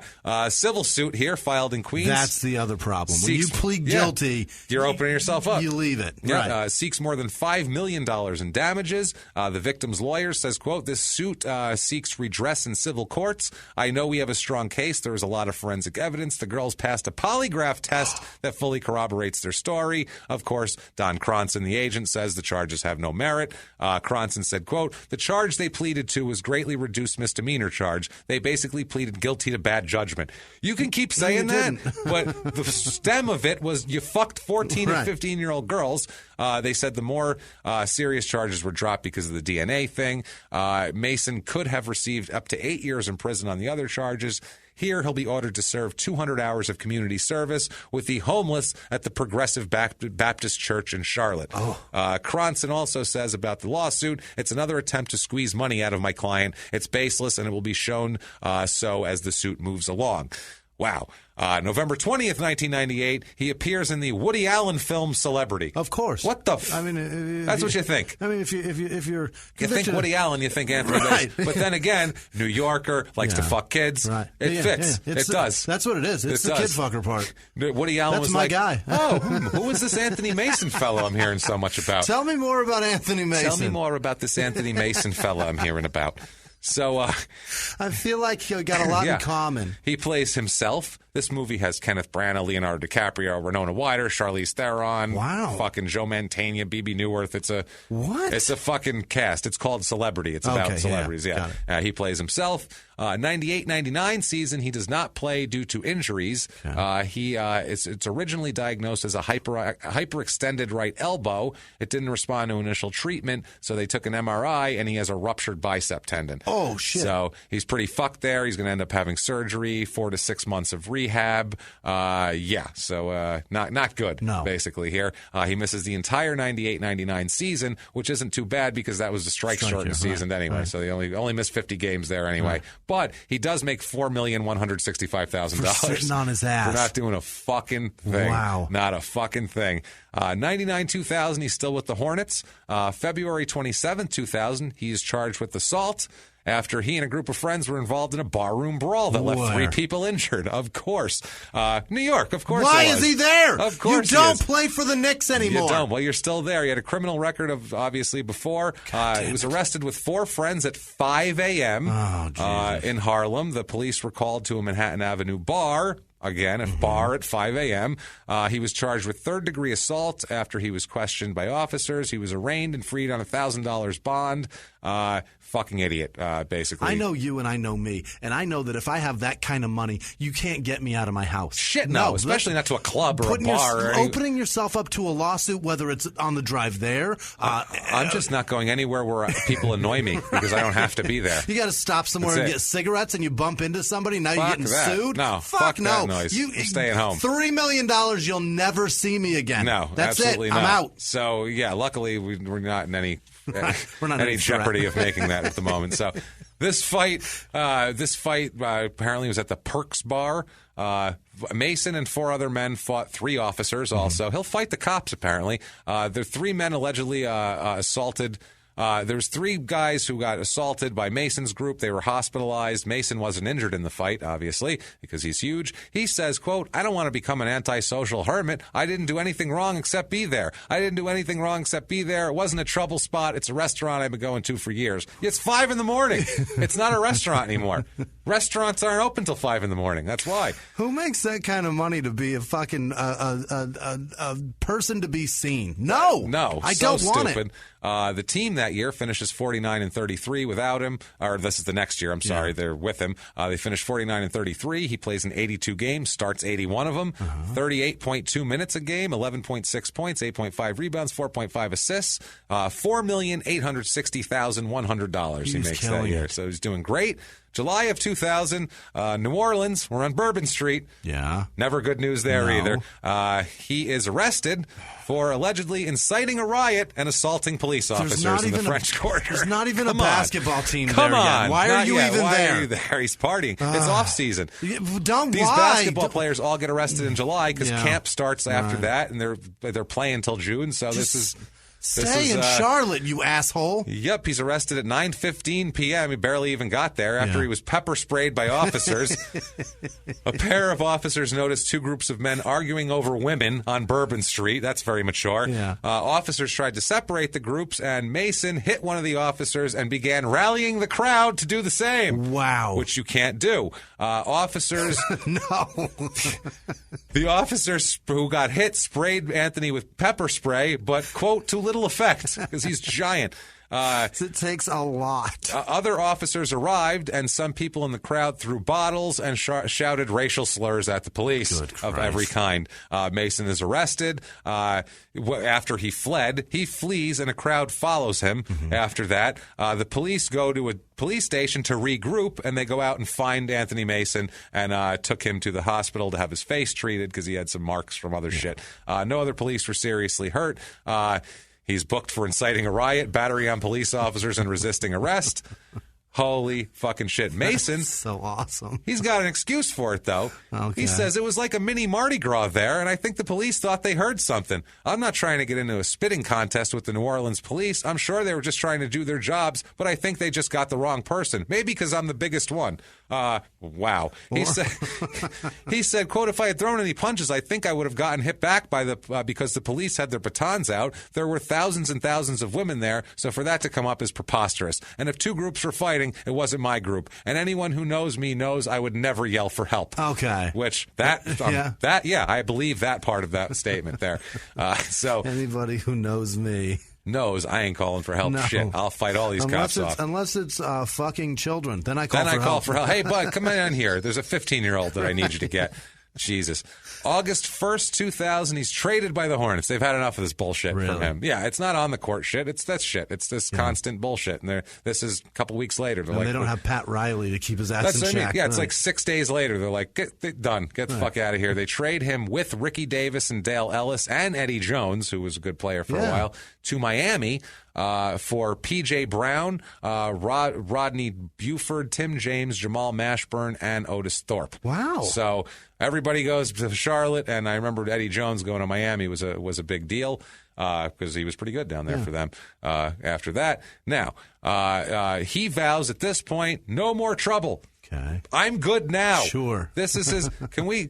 We missed it earlier, but he has passed Grace so fucking long ago. Jesus. Grace was the New York Magazine piece. Yeah. That was Grace. For sure. Right there. And then it's over since then. He vows no more trouble. Don Cronson, his agent, said there are things he's done which people would surely criticize him for, and he has criticized himself. He intends to leave his troubles behind. He is good now. Obviously. In Miami. He's going to be fine. He said after the riot in New Orleans, he said, my apologies go out to the community, to the Charlotte Hornets, most importantly, my family, for this black eye that this puts out. There won't be another situation. There definitely will not be. I might have to become a hermit as much as I wouldn't like to. I have to put the best interest of my family first. There won't be another time. Yes, now you're getting it. Why wouldn't you want to be a hermit? It's fucking great. I don't understand it. I don't get it. And it makes no fucking sense to me. He said, quote, if I'm the only bad apple, then you've got to do what you've got to do. But I'm committed to being here. This is before he got shipped out of Charlotte. I'd love to finish my career here. And due to all these incidents, that may not happen. He says, if I do all the hitting and never get hit back, I must be the most elusive fighter out there. Maybe I should consider a new profession. Cronson has told him to hire a bodyguard for security and stop going out so much. Yeah. When you do go out, bring a guy with you that he can fuck somebody up, and then he'll get charged with shit, and you don't have to worry about That's the whole point. Cronson says... He's so bad at being social. He really He is. He has no idea how to be social. Apparently, he likes to go out to clubs and restaurants. He has front row tickets to the WNBA games. Ugh. He sits and signs autographs for kids. He says he's got to do it. Cronson said, quote, he's seriously mulling it over. He likes to be out there to live his life, but people say things and he'll respond verbally, and all of a sudden it's a he said, she said situation, and he's always the target because he's the deep pocket. It's starting to cause him pause for thought. Starting to cause him pause. How about after the first $54 million lawsuit, I might go, maybe I should stay home at night. Remember when you punched a girl? That was before you fucked a kid. Before you punched a girl, we've had a lot of problems here. You don't know how to be social. Clearly not. The general manager of the Hornets said, I'll have to find out what happened. I'll either let it go or he'll feel my rage, one of the two. And he ended up trading him. So that's what he did here.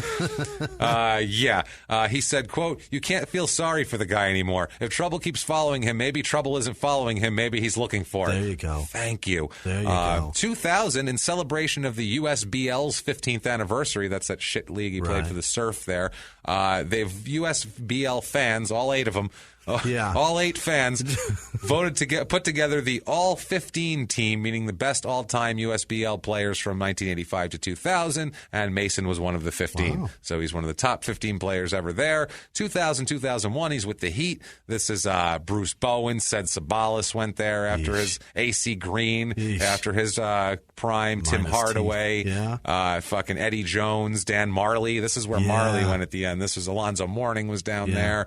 That's a good starting 5, though. It's not bad. They're just all very old. Yeah. That's a brittle starting 5. You're going to have a lot of injuries. A lot of Activia and Metamucil in that diet. Yeah, I would say.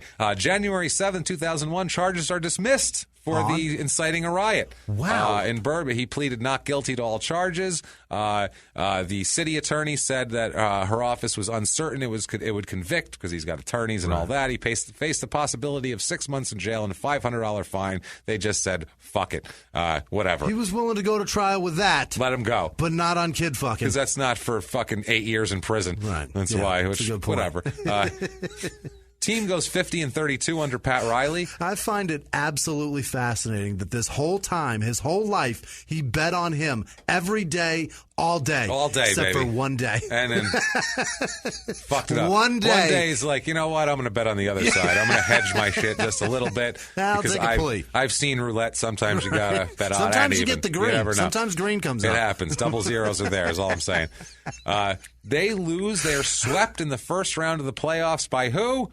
Charlotte. Yeah. So when he leaves the team comes and sweeps his new team the next year twice now. He starts all 80 games he plays in, 40.7 minutes a game. So fucking A, man. Jesus. 16.1 points a game, 9.6 rebounds, 3.1 assists. Not bad at all. He makes the All-Star team that year. Did he really? He makes the All-Star team. He was brought over by Pat Riley to be a role player here because Alonzo Mourning had the kidney problem that year. Mason played center a lot of the year, which is crazy. At 6'7", he was playing fucking center. He would be second in scoring and average 9.6 rebounds. Now, Mourning was selected to be an All-Star that year and couldn't play because of the kidney. Grant Hill was also selected to be a star, and he couldn't play due to the fucking being elderly, constant injuries that he had in his entire career. So he was chosen to represent the Heat there. Not bad. In the playoffs, though, he only took 13 shots and averaged 5.3 points and 3 rebounds in those games. So he just totally gone.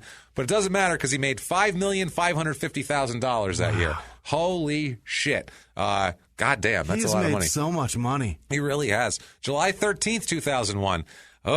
Anthony Mason is under investigation on rape and sodomy charges in New Jersey. No. A 29-year-old woman told Brooklyn police that Mason and 2 other men sexually assaulted her in the Holiday Inn in Tinton Falls, New Jersey. Are you fucking kidding me? Or in New York, I'm sorry. Holy shit. You made $5 million last year, and you've got a Holiday Inn? The woman told police she was picked up in a Lincoln Navigator to meet Mason in Atlantic City, but instead was brought to the hotel where she alleged Mason and two others forcibly assaulted her. Afterwards, she was driven to Brooklyn, where she notified authorities. They said the investigation's in a preliminary phase. They said that Rothman said that he does know this woman and that they've had a, quote, short-term relationship for a month or less. Okay. So this is a woman he's been going out with and seeing. So a month or less. A month or less. Could be 3 days. It could be, who knows. He says, I've spoken to Anthony, and he 100% denies any sexual impropriety with this woman at any time. The manager at the Holiday Inn declined comment, saying, quote, I don't even know who Mr. Mason is. So I don't follow basketball, is what they were saying. Holy fucking shit. So this is so vile. It's turned into such a goddamn mess. It really has. I mean, stay home. Stay home. The fuck out of New York and New Jersey. Sit in your fucking apartment with your samurai bullshit. Right. Whatever. Actually, the samurai shit's getting played. It's like 2000. Keep reprogramming your welcome sign. Get it redecorated. Call somebody. There'll be a knock at the door, and you'll answer, and it'll be Dexter Manley, interior decorator from New York City, and he'll say,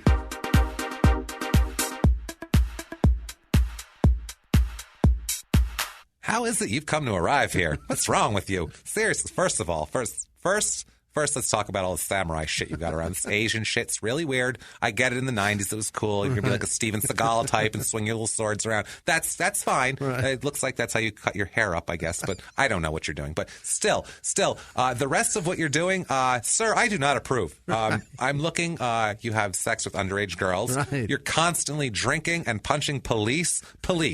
Seriously, you sir, you are white trash. I'm sorry, you're white trash. I get that you're very black. I understand that, insanely black. But you are the whitest trash I've ever seen. Everything you do, if I list it all, it sounds like white trash, white trash, white trash. You're white trash. Sir. Where's I'm sorry. your trailer, Anthony? Please don't punch me. Poof, and a poof of feather boa, glitter, and glitter, cock glitter. It's gone. And those little things, the little cocks they put in like bachelorette parties, like they put in a card and it comes out and cocks fly out everywhere. Holy shit. So Christ. Anthony Mason's very confused now. Yeah. He's so confused that on October 25th, 2001, he signs with the Milwaukee Bucks. Whoops. That's how confused he is. He's like, I don't even know what to do. I'm signing with the Bucks over Where's here. Fat Lever at? Fuck. Where's Fat Lever? This is the Ray Allen, Ray for Alston, who will also have his own episode. Really?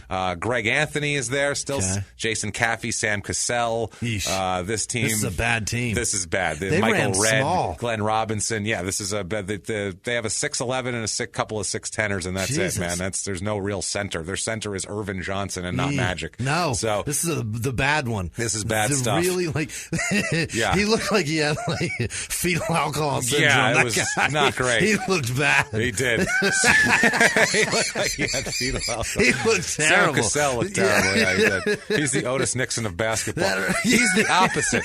Otis Nixon looks like you took one of those fireplace things and sucked the air out of him. And then Sam Cassell looks like you took Otis Nixon's air, shoved the thing up his ass, and blew it into Sam Cassell's head. Sam Cassell, he looks like a frog, which he does, but he looks like a frog in full, full croak. Like he's about to do it. Yeah, his eyes are ready to pop out. He's like Total Recall right before Arnold's eyeballs popped out of his fucking head. That's what he looks like all the time.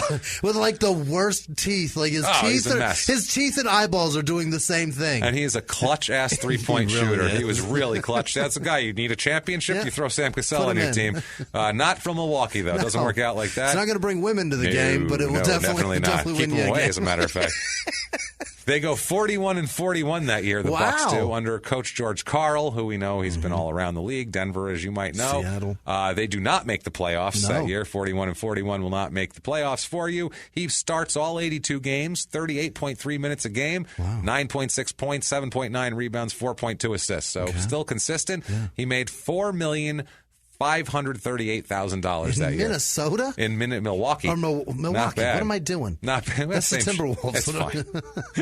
But are the Bucks in the West or the East? Are they They're the West, right? They were the Central. They are the East. Okay, Why would I think I'm like I couldn't think if they were where they divided that. Yeah, well, it depends on what's convenient for them. I think they gave the West Minnesota, and then they were like, we have to even this up. There has to be exact numbers. We're fucked it all up. Right. Milwaukee's far enough east. Fine. Right. 2002, 2003, the team is 42-40 under George Karl. Again, they go to the playoffs this time, and they lose in 6 games to the Nets in the first round. So that's pretty sad. Is that Anthony Kenny Anderson and Coleman? That is past. That's later. Really? It's after that?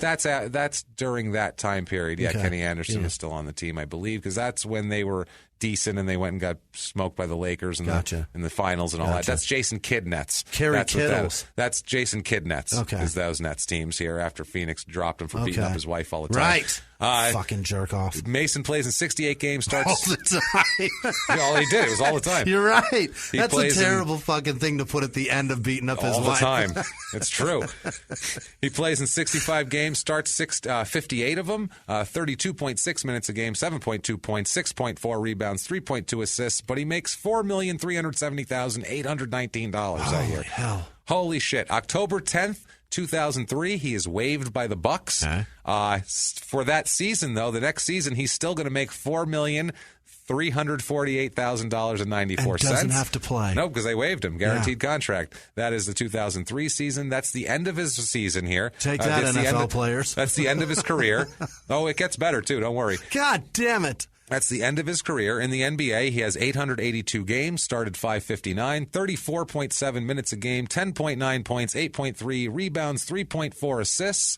By the way, the 2004-05 season, when he is his second year out of the league, he will make $4,710,435 that year. What the fuck? They signed him. Fucking your fault. That's amazing. From 1991 on, because a year in Portland or whatever. 1991 on, he made $45,045,948. Holy hell. Did pretty fucking well for himself here. July 27th, 2011, he's quiet for a while. The Wisconsin state government is getting proactive about delinquent taxpayers and posted its top 100 delinquents online. 2 of the 3 are NBA players, former NBA players. Number 1 is Latrell Sprewell, who the government claims he owes $3.53 million in back taxes. Number 3 is our man Anthony Mason. Fantastic. Former Bucks power forward, who the government says owes them $2.07 million in back fucking taxes. That's a lot. That's a lot. So, I mean, he'll fuck over anybody. Even he'll beat you up in a bar. He'll kick you in the chest if you got a fucking badge on. He'll put your dick in you if you're a freshman in high school. Yeah, I dare you to be a woman. You'll get punched, too. He'll fucking he'll punch a woman. He'll not pay your taxes if you're in a goddamn state. You guys can eat dicks. I feel bad for all these people, Jimmy. I really do. But not nearly as bad as I feel for Anthony Mason, a real estate agent in Moab, Utah. Oh, this poor guy. And in his profile, it says, "I love living in Moab," which I'm like, this poor bastard right away. But no one's buying shit from Anthony Mason. No. Anthony Mason, former swimmer for the University of Louisville. Oh, this poor guy. Anthony Mason, Middlesex High School football player in New Jersey also. Anthony Mason, based out of Las Vegas, he's a principal for Innovation Analytics, the data analysis and new technologies arm of the Innovation Group, whatever the fuck that is. He's very successful. Very successful. A white guy in a suit. I don't know. Anthony Mason, an MMA fighter. Oh, Jesus. With an 0-1 amateur. I was like, is that him? Is that Anthony Mason? Because that seems up on his alley. 0-1 amateur record and a 0-0 pro record. He had one fight it was a no contest. Okay. So who knows? And finally, Jesus Christ, Anthony Mason, who used to be the CBS News senior national correspondent, who then took over as the anchor of the CBS Evening News. Are you shitting Swear me? to God. Swear to fucking God. If you look up Anthony Mason, you're going to get, and you're looking for the anchor of the Evening News, you're going to get sodomized 14-year-olds or whatever the fuck. Not forcibly terrific. sodomized, forcibly gangbanged woman in a Holiday Inn, a 14 and 15-year-old sexually assaulted, and a Jersey woman's eyelash on her knuckles. On your knuckles. And a Jersey woman's fucking teal mascara all over your knuckles. Teal sparkly mascara. Right. Jesus Christ, man. 2000. That's great. And a Juicy Couture sweatsuit. You know it, man.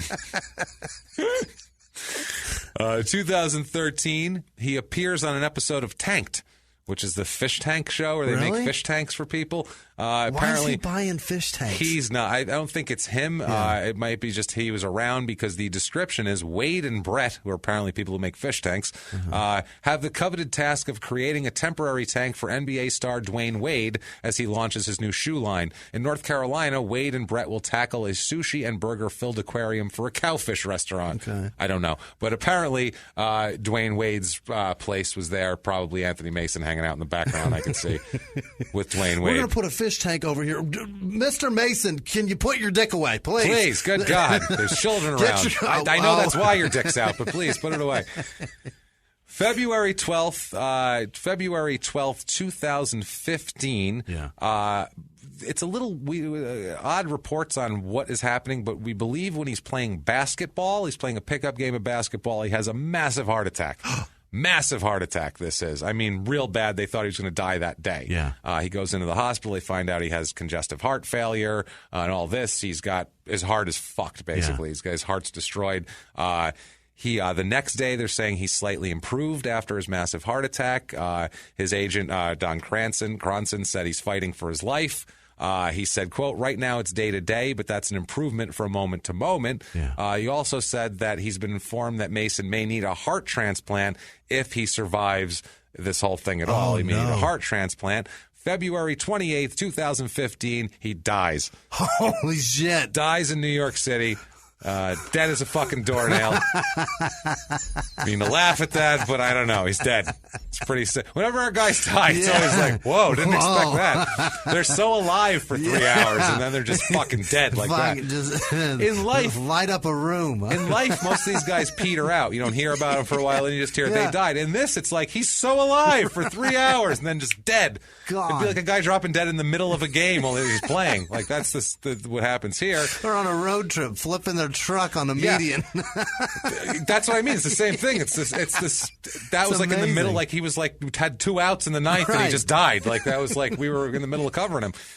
So he's dead. Holy shit. Once he dies, everyone forgets that he stuck his dick in a 14-year-old. Yeah. Everybody forgets that he was kind of a menace, and they only talk about what a hardcore player he was and what a great guy. 92 to 96. Yeah. They talk about what an icon he was. That's all you hear about from him. We have they literally have 75,000 quotes. Yeah. So I figured I'd get a quote from someone who played against him all the time and kind of one of those. Yeah. So I got a P.J. Brown quote who played on those Heat teams where they fought all the time.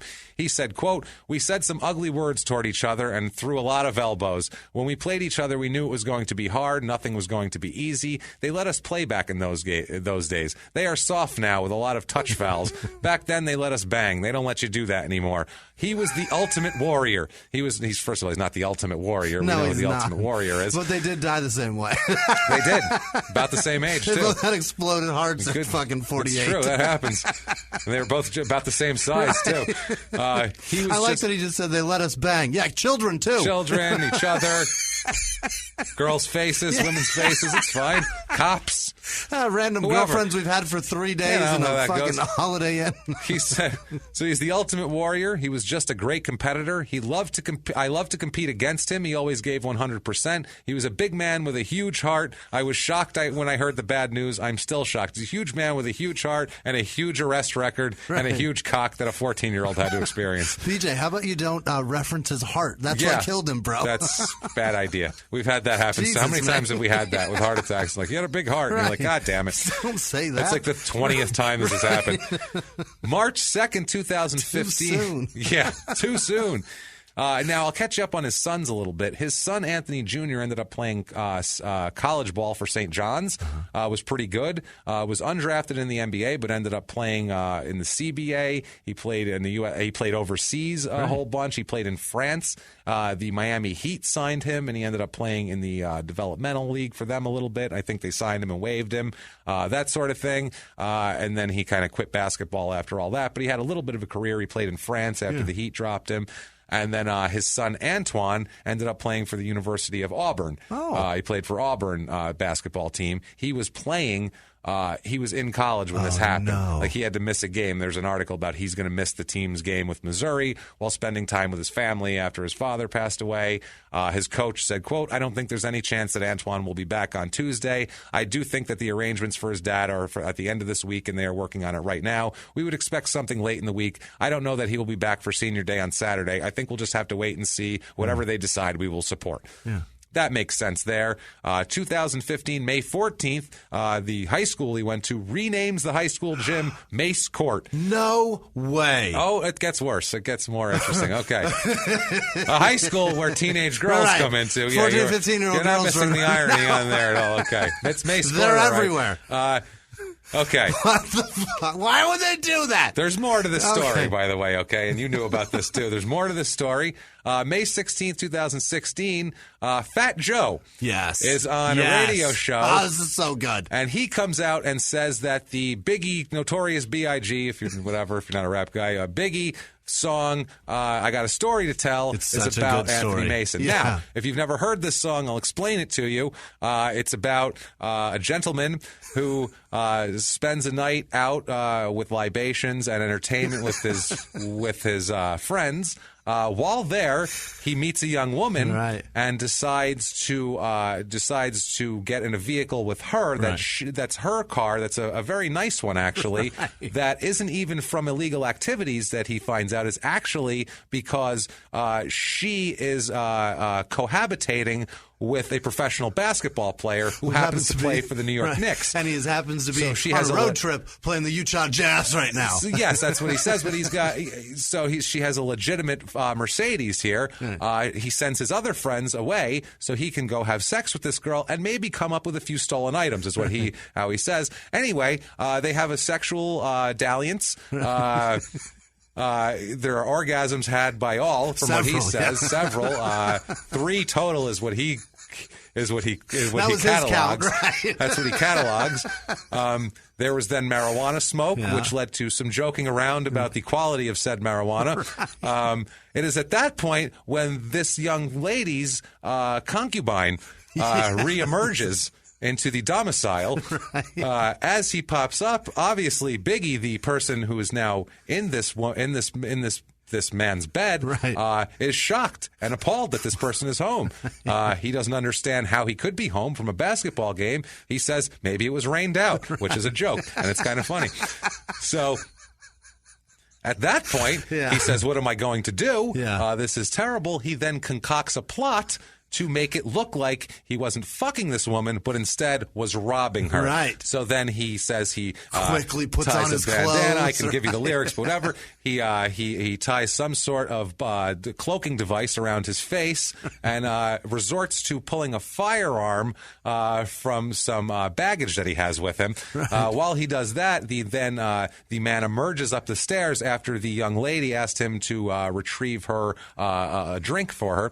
As he enters the room, this other gentleman points the firearm in his face, causing him to drop the drink and begin to give him money that he has in a safe in the floorboards, to which this man puts in his backpack and leaves and takes the Mercedes and calls his friends and says, "Please procure some marijuana. I'd like to tell you about what just happened to me," I believe is the whole song. Basically, he says, y'all ain't gonna believe this shit. Yeah. This story is amazing. Got some weed, I got a story to tell. So that's the thing. Fat Joe... Anthony Mason. Fat Joe, the rapper, comes out and says that that this was Anthony Mason that this happened to, and this was a real story. He said, quote, "It was about Anthony Mason. Rest in peace." He then says afterwards. Wow. He says that was the rumor. That was the very strong possibility rumor that it was about Anthony Mason. They say the timeline fits. He was playing for, he played for the Knicks at that point in time. They said it was thrown off because Biggie also in it said, I don't know, it was one of them 6'5" N-words. Yeah. So people took that to mean I always took that in the song as just somebody, one of them tall motherfuckers, Right. I don't know, not someone who's exactly 6'5". Right. Whereas other people were like, okay, John Starks and Hubert Davis are both 6'5". pretty close, Maybe right. it's one of Yeah, them. yeah. So Starks denied it in 2014, telling that he heard about the basics of the story and he knows that they're true. But, quote, I know who it was about, but I'm not going to say. I can't tell you, but I just want to get it clear that it wasn't me. So if you ever want to know who that song's about, talk to John Starks because he knows for sure. He knows exactly He knows who for it is, sure. yeah. Fat Joe thinks he knows. Who knows? There are probably 11 other dudes that know for sure That's as well. what I mean. Right. May 20th, 2016, Charles Oakley's pissed at Fat Joe. Not the guy you want to get pissed off. Whoops-a-daisy, He Fat said, Joe. that shirt come with cum stains on it. He said, quote, you don't talk about a guy after he's deceased. Definitely disrespectful. He said that, he said Oakley was very tight with Mason, and Mason never brought up the alleged incident to him, not even once. He said he said he's not convinced that Fat Joe is telling the truth. And then he talks about his plans to do a show called Oakley in the Kitchen because he's a good cook. Yeah. So I'm like, okay. Oak Tree, you are going to hate this show. Yeah. May 20. I'm friends with him on Facebook. He's going to unfriend me after this show. Oh, yeah, I guarantee sure. it. I love Charles Oakley, too. May 23rd, 2016, Fat Joe comes out and says he worships Anthony Mason and meant no disrespect to him by identifying him. He said he's so sorry to Charles Oakley that he's pissed off. He said he didn't mean to throw any unnecessary shade. He said, quote, I love Charles Oakley. I worship him. I worship Anthony Mason. Anyone who took it as disrespect, I'm sorry. Yeah. So he said, I fuck was just that. kidding. It ain't him. Just kidding. It's John Starks. He's too small. He won't kick my ass. So he's And too he's skinny to very kick my much ass. alive. And he's alive. June 12th, 2016, a street in South Jamaica, Queens, was named in honor of Anthony Mason. They fucking named a street after How him. can you do that? His 92-year-old mother, Mary, and his 4 kids attended the festival there. She said, Anthony Mason Jr. said, quote, to see the crowd show up, it really shows it was well-deserved and shows the love he had here in our community still. The block that is renamed is a stretch of 147th Street between Rockaway Boulevard and 123rd Avenue, near where Mason grew up, and it is now Anthony Mason Way. Wow. So you can go see that. August 4th, 2017, they talked to Anthony Mason Jr. He has a nonprofit fashion thing going on here. On July 29th, they released Ewing Athletics, Patrick Ewing's thing, released a shoe in a joint venture with this Ewing Athletics to it's Ewing's shoe that he had in 1991, the Ewing model shoe 91. I remember my cousin had those, and he would fuck. He was so paranoid about fucking them up because he's like, I love these fucking Ewings. I don't want to fuck them up. They were cool ass shoes. This was the first year that they knew each other there, and they call the shoes. They have Mason stitched into the back as well as that sort of thing. They have it's little Mason tributes Was he to number it. 38 or 30? Mason was 14. Was he that? Oh, you're 14 right. on the Yeah, Knicks. yeah. 33 was Ewing. Okay. He says, Mason Jr. says, quote, it's been a steady process. It came out of my passion for creating and a love for my pops, wanting to leave him some kind of mark that continues his name because his life was cut short. Proceeds from the sale of the sneakers and T-shirts will go to Junior's Family on 3 Foundation, started in 2015 to impact youth and community by providing inner-city kids with positive role models, strategic enrichment and exposure. The sneakers at that point could be purchased for $130, and the shirts are $35 a piece. December 13th, 2017, Anthony Mason is doing like Christmas shit. He's doing a bunch of charity shit. Still doing it. He says he's sharing messages of positivity and perseverance while distributing gifts for the holidays. He's basically trying to beat Anthony Mason now, his kid. But he seems like a nice guy, his kid. Yeah, but I mean, what are you going to do? I promise a couple of people weren't at the dedication of that street. You know what I mean? At least 2. At least 2. At least 2. Can't get enough Anthony Mason? Oh, my God. Shop.ewingathletics.com. You can get the Mason shoe. Yeah. It's cool as fuck for $89.99. I might buy those. That's pretty cool. I was thinking about it, honestly. It's the game shoe of 91-92 season Patrick Ewing. Has number 14 replacing the number 33 because it's got a strap that goes across that 33 on it. Yeah. And this one has a 14 instead of a 33, and it says Mason across the back. Available in sizes 5 through 16, so even you big guys I could get them can too. get that shit. And you little guys. eBay, something I am going to buy, is a Charlotte Hornets Anthony Mason starting lineup figure. 97. That's cool. It's fucking awesome. I love starting lineup figures, and that's perfect for the new studio here. That is $15 plus $6.50 shipping and handling. Not bad. It's 20 years old. What are you going to do? And also on Amazon.com, a 1991-1992 New York Knicks Anthony Mason number 14 jersey. They range from $109.99 to $129.95, depending on the size, because you can get like a quadruple X. That's more. That is Anthony Mason. That's the crazy story of that. What a nutty story. It's a long, crazy, insane story that I knew you guys would have fun with and that I've been dying to tell for a long time. Sweet Pete, you had a story to tell. Oh, boy, do I got a story to tell, baby. And if you like that story, what you can do to show us that is to get on iTunes and give us 5 stars. Just say you're following instructions, following directions. Or if you want to be a bigger hero and be like one of these producers who are our damn heroes who we love so much, you can do that by going to patreon.com/crimeinsports or make a one-time donation over at PayPal using our email address, crimeinsports@gmail.com. Oh, and if you want to keep getting a hold of the show, you can do that at Crime and Sports on Twitter, at Crime and Sports on Facebook. Go to shutupandgivememurder.com where you can get everything Crime and Sports and Small Town Murder. There's links to the T-shirts and merchandise, links to donate, links to social media shit, links to everything like that. All of that good stuff there. That said, without further ado, Jimmy, I think it is time for you to hit us with the list of the most fantastic, most wonderful, most beloved people on the face of the earth. Our producers, hit us with that list, Jimmy. Executive producers this week are Chrissy-Ann Castaldi, Ryan Moeller, Kerry Clark, Era Abrahamian, yes. And Yua Taraska was in New York, and her visa ran out, and she had to go back to England. So, miss you, Yua. Thank you so much for everything.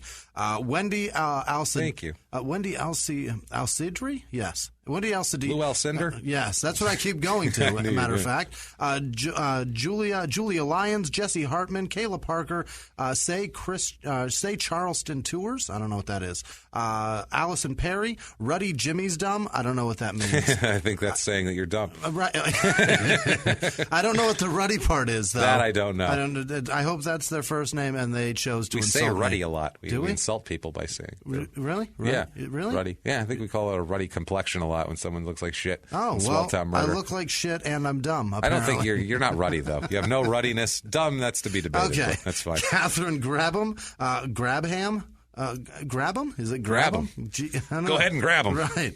Catherine, grab him. He's moving quick. Grab him. Mariella Rosas, she's wonderful. She's on Twitter and Instagram and everything. She's awesome. Around. Thank you. Todd Crago, Taylor Chaney, or Chaney? It's probably Chaney. Sarah Peters, Ashley Boxler, Ted Cyrus sticking around. Thanks, Ted. Nikki Koffel, Holly Nuarty. Yes. Yeah. Yes. Sure. Nuartly? What the hell? Fuck. Erica's... Shit.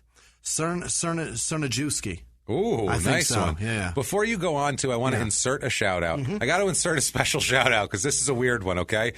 This is strange. Yeah. This is an odd shout-out, okay? We tried to rent we were trying to rent this house, right? Yeah. We need a place with a studio. I need an extra bedroom we can turn into a studio because we're really building like a no-shit studio. Yeah. So and this one's got a fucking dungeon. This one's got a dungeon. It's amazing. Yeah. So we're trying to rent this house, and it's a nice house. And the guy, he's just a 50-year-old businessman, right. And he doesn't know what the fuck. He's like, how do you make money? Right. And I'm like, I got these podcasts, and he's like, what the fuck is a podcast? Like, he had no idea what I was talking about. Right. I had to explain it to him for 2 hours. Basically, he just looked at me like, I don't know, guy, that's great. So anyway, long story short, a friend of his is picking up his kid from a play date at this man's house. And the guy says, when are you guys moving, blah, blah, blah. Small talk, blah. Small talk. Have you sold the house or rented the house? He goes, these couple just came to look at it tonight. And the guy said, oh, yeah, what are they, nice people, whatever? He goes, yeah, they're nice people. He said our names. He goes, a couple named James and Sarah. He goes, I don't know. He hosts some kind of a podcast. I don't even know what that is, some podcast thing. And and he knew the name. He goes, a Crime and Sports and some murder one. And he said, this guy whose name is Troy, thank you so much, Troy. He said he's known this man for 15 years, this Troy man, and he's never heard him curse before, this Troy man, ever. Never heard him curse. And the guy, he said that Troy said, holy fucking shit, James Petrogallo from Crime and Sports and Small Town Murder, those guys are fucking hilarious. Oh, my God, those guys are great. I love those guys. Holy shit, can you get me an autograph? Yeah, on my fucking lease paperwork. So this guy was like, the guy goes, he sat in that chair for an hour. You want to sit there? Like he was making fun of him, basically. But it was like, It's hilarious that, Jimmy, you've been recognized a couple times too. I never get recognized for ever. I go right under the radar. It's awesome, though, that it comes with your name. The only time That's badass. came with when it actually counted and actually got us. I'm the guy we just signed the lease yesterday, and I swear to God, it's because of Troy. Because this guy would have said, I don't know what the fuck a podcast is. But he saw that like a normal person was very excited by it, and he said, it must be something, I guess. Fine, I guess he can pay the rent. So thank you, Troy, very much for that. I appreciate it. Long story short. Good looking out. Definitely. Come hang out and barbecue with us. You know where the place is. No doubt. Jennifer Lamb, Laura Blakesley, Daryl L., Janice Hill, Samantha Ritchie, Kelly Miller, Nicole Marino, Bryant O'Toole. He donated on Patreon and PayPal. Oh, thank you. Thank you so much, Bryant. Shanna Walter, Ann Nitch, Lauren Siebold, Jessica Hartke, Donald Sinclair, Lindsay Rustin, Jessica Morgan. Yes, I think that's a Morgan. Damn it. I'm terrible at reading and writing. I know Anthony Mason. It's tough when you've done both sides of the coin there. That's a tough one. Helen Banton, Diarrhea Cha-Cha-Cha. That's my favorite. That was Sarah. That made Sarah so happy. You have no idea when that email came through. She showed that to me. She sent me a screenshot of it. Brandy Finley, Paul Roost, Brittany Caitlin, Forrest Tessler, Jake LeBeer. Thank you so much, Jake, for sticking around. Yeah, You're a hell of a dude. Scarlett Agcaoli. All right. It's probably Ag. Anthony Holloway. Robert Emmett, Madison Flatt, Courtney Kurtz, James Acelta, David Boucher, I think. Tyler Evil. Damn it. Gwill, that's what it is. Tyler. That's a big difference. Evil to Gwill. Well, my G looks like an right E, there, folks. and my U looks like a V. That's handwritten goodness right there, everybody. That's what I'll say about that. That's amazing. That's how you know it's fresh squeeze. That's how you know. That's how you know it's heartfelt. God damn it. Jimmy's fucking it up. Jennifer Levinson, Chuck Brookman, the awkward human, Kathleen Thill sticking around. Thank you, Kathleen. Thank You're you, terrific. Kathleen. Love her. She's You're been around fantastic. Robert Burns, Ramona Holmberg. I know a dude named Holmberg, and they're all related, so I hope they're related. Shantae Wright, Ashlyn Donahoe, Melissa Reichik. Right? Yes, Reichik. That's probably right. Jared Hohey, I think. Shannon Stevens, Tom Milligan. Say again. Yeah, Hohey. Or Hey Ho. No, it's Hohey. Hey Ho. Yeah. Under the Sea Fabrics, Holly Gottlieb. And Under the Sea Fabrics makes a lot of stitching shit, like cross-stitch shit. Yeah, they're cool. And so there's a lot of people that cross-stitch. Go find her. Yeah. Holly Gottlieb, Matt Newberg, Michael Moore, Mariva Bone, Kate and Carrie, no last names on either. Kay King, Arthur Dent, like a James Bond name. Dent. Arthur Dent. Right. David C. Crisp. Lee. Jose Crisp. Right. Bobby Vint, Rachel Baquet, Baque with the fucking squiggle over the E. That's like Jack Hay. Yeah, for sure. Morgan Garlick, happy anniversary. Your husband is very happy to be married to you. Yeah, and good for you guys. He really enjoys blowies. That's what I'm told. I don't know. Jacob Kaiser. It's not Jimmy's fault. He had to say. I don't know what to do. Roscoe Van Dam, Rhiannon Pike, Lori Snyder, Matthew Burlington, Cammie Renee, Chris Hillis, and Timothy Smith. You guys fucking thank you guys. Thank you so much for everything you do. Like, we don't have fans, we have friends, and I really appreciate you guys being our friends. Thank you. We appreciate the shit out of everything that you do for us, because this is all you guys, and the show continues because of you guys. It's definitely not for business or anything like that, especially Crime and Sports. This is for love.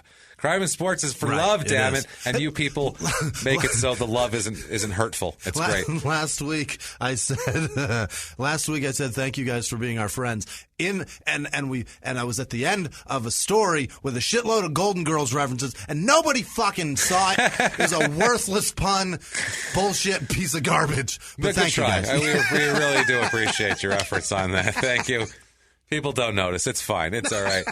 Thank you guys so much for everything you do for us. Honestly, we love you so much, and we couldn't do it without you. And what if one of these fine people wanted to tell you about something that happened to them at the China Club? How could they do that? You can find me at Wisman Sucks, WHISMAN Sucks on Twitter, Instagram, and Snapchat. And I will probably have one more space open on Facebook, because Charles Oakley's going to hate this. Oh, definitely. And I am at Jimmy P is funny. Charles Oakley will want to kill me.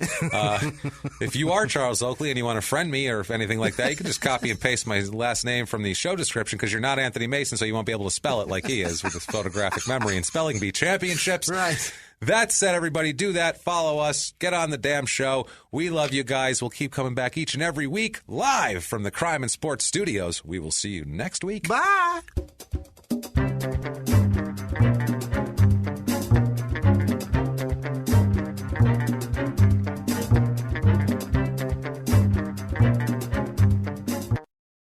If you like crime and sports, you can listen early and ad-free now by joining Wondery Plus in the Wondery app or on Apple Podcasts. Prime members can listen early and ad-free on Amazon Music. Before you go, tell us about yourself by filling out a short survey at Wondery.com/survey. He was hip-hop's biggest mogul, the man who redefined fame, fortune, and the music industry. The first male rapper to be honored on the Hollywood Walk of Fame, Sean Diddy Combs. Diddy built an empire and lived a life most people only dream about. Everybody know ain't no party like a Diddy party, so. Yeah, that's what's up. But just as quickly as his empire rose, it came crashing down. Today I'm announcing the unsealing of a 3-count indictment, charging Sean Combs with racketeering conspiracy, sex trafficking, interstate transportation for prostitution. I was up. I hit rock bottom, but I made no excuses. I'm disgusted. I'm so sorry. Until you're wearing an orange jumpsuit, it's not real. Now it's real. From his meteoric rise to his shocking fall from grace, from law and crime, this is the rise and fall of Diddy. Listen to the rise and fall of Diddy exclusively with Wondery Plus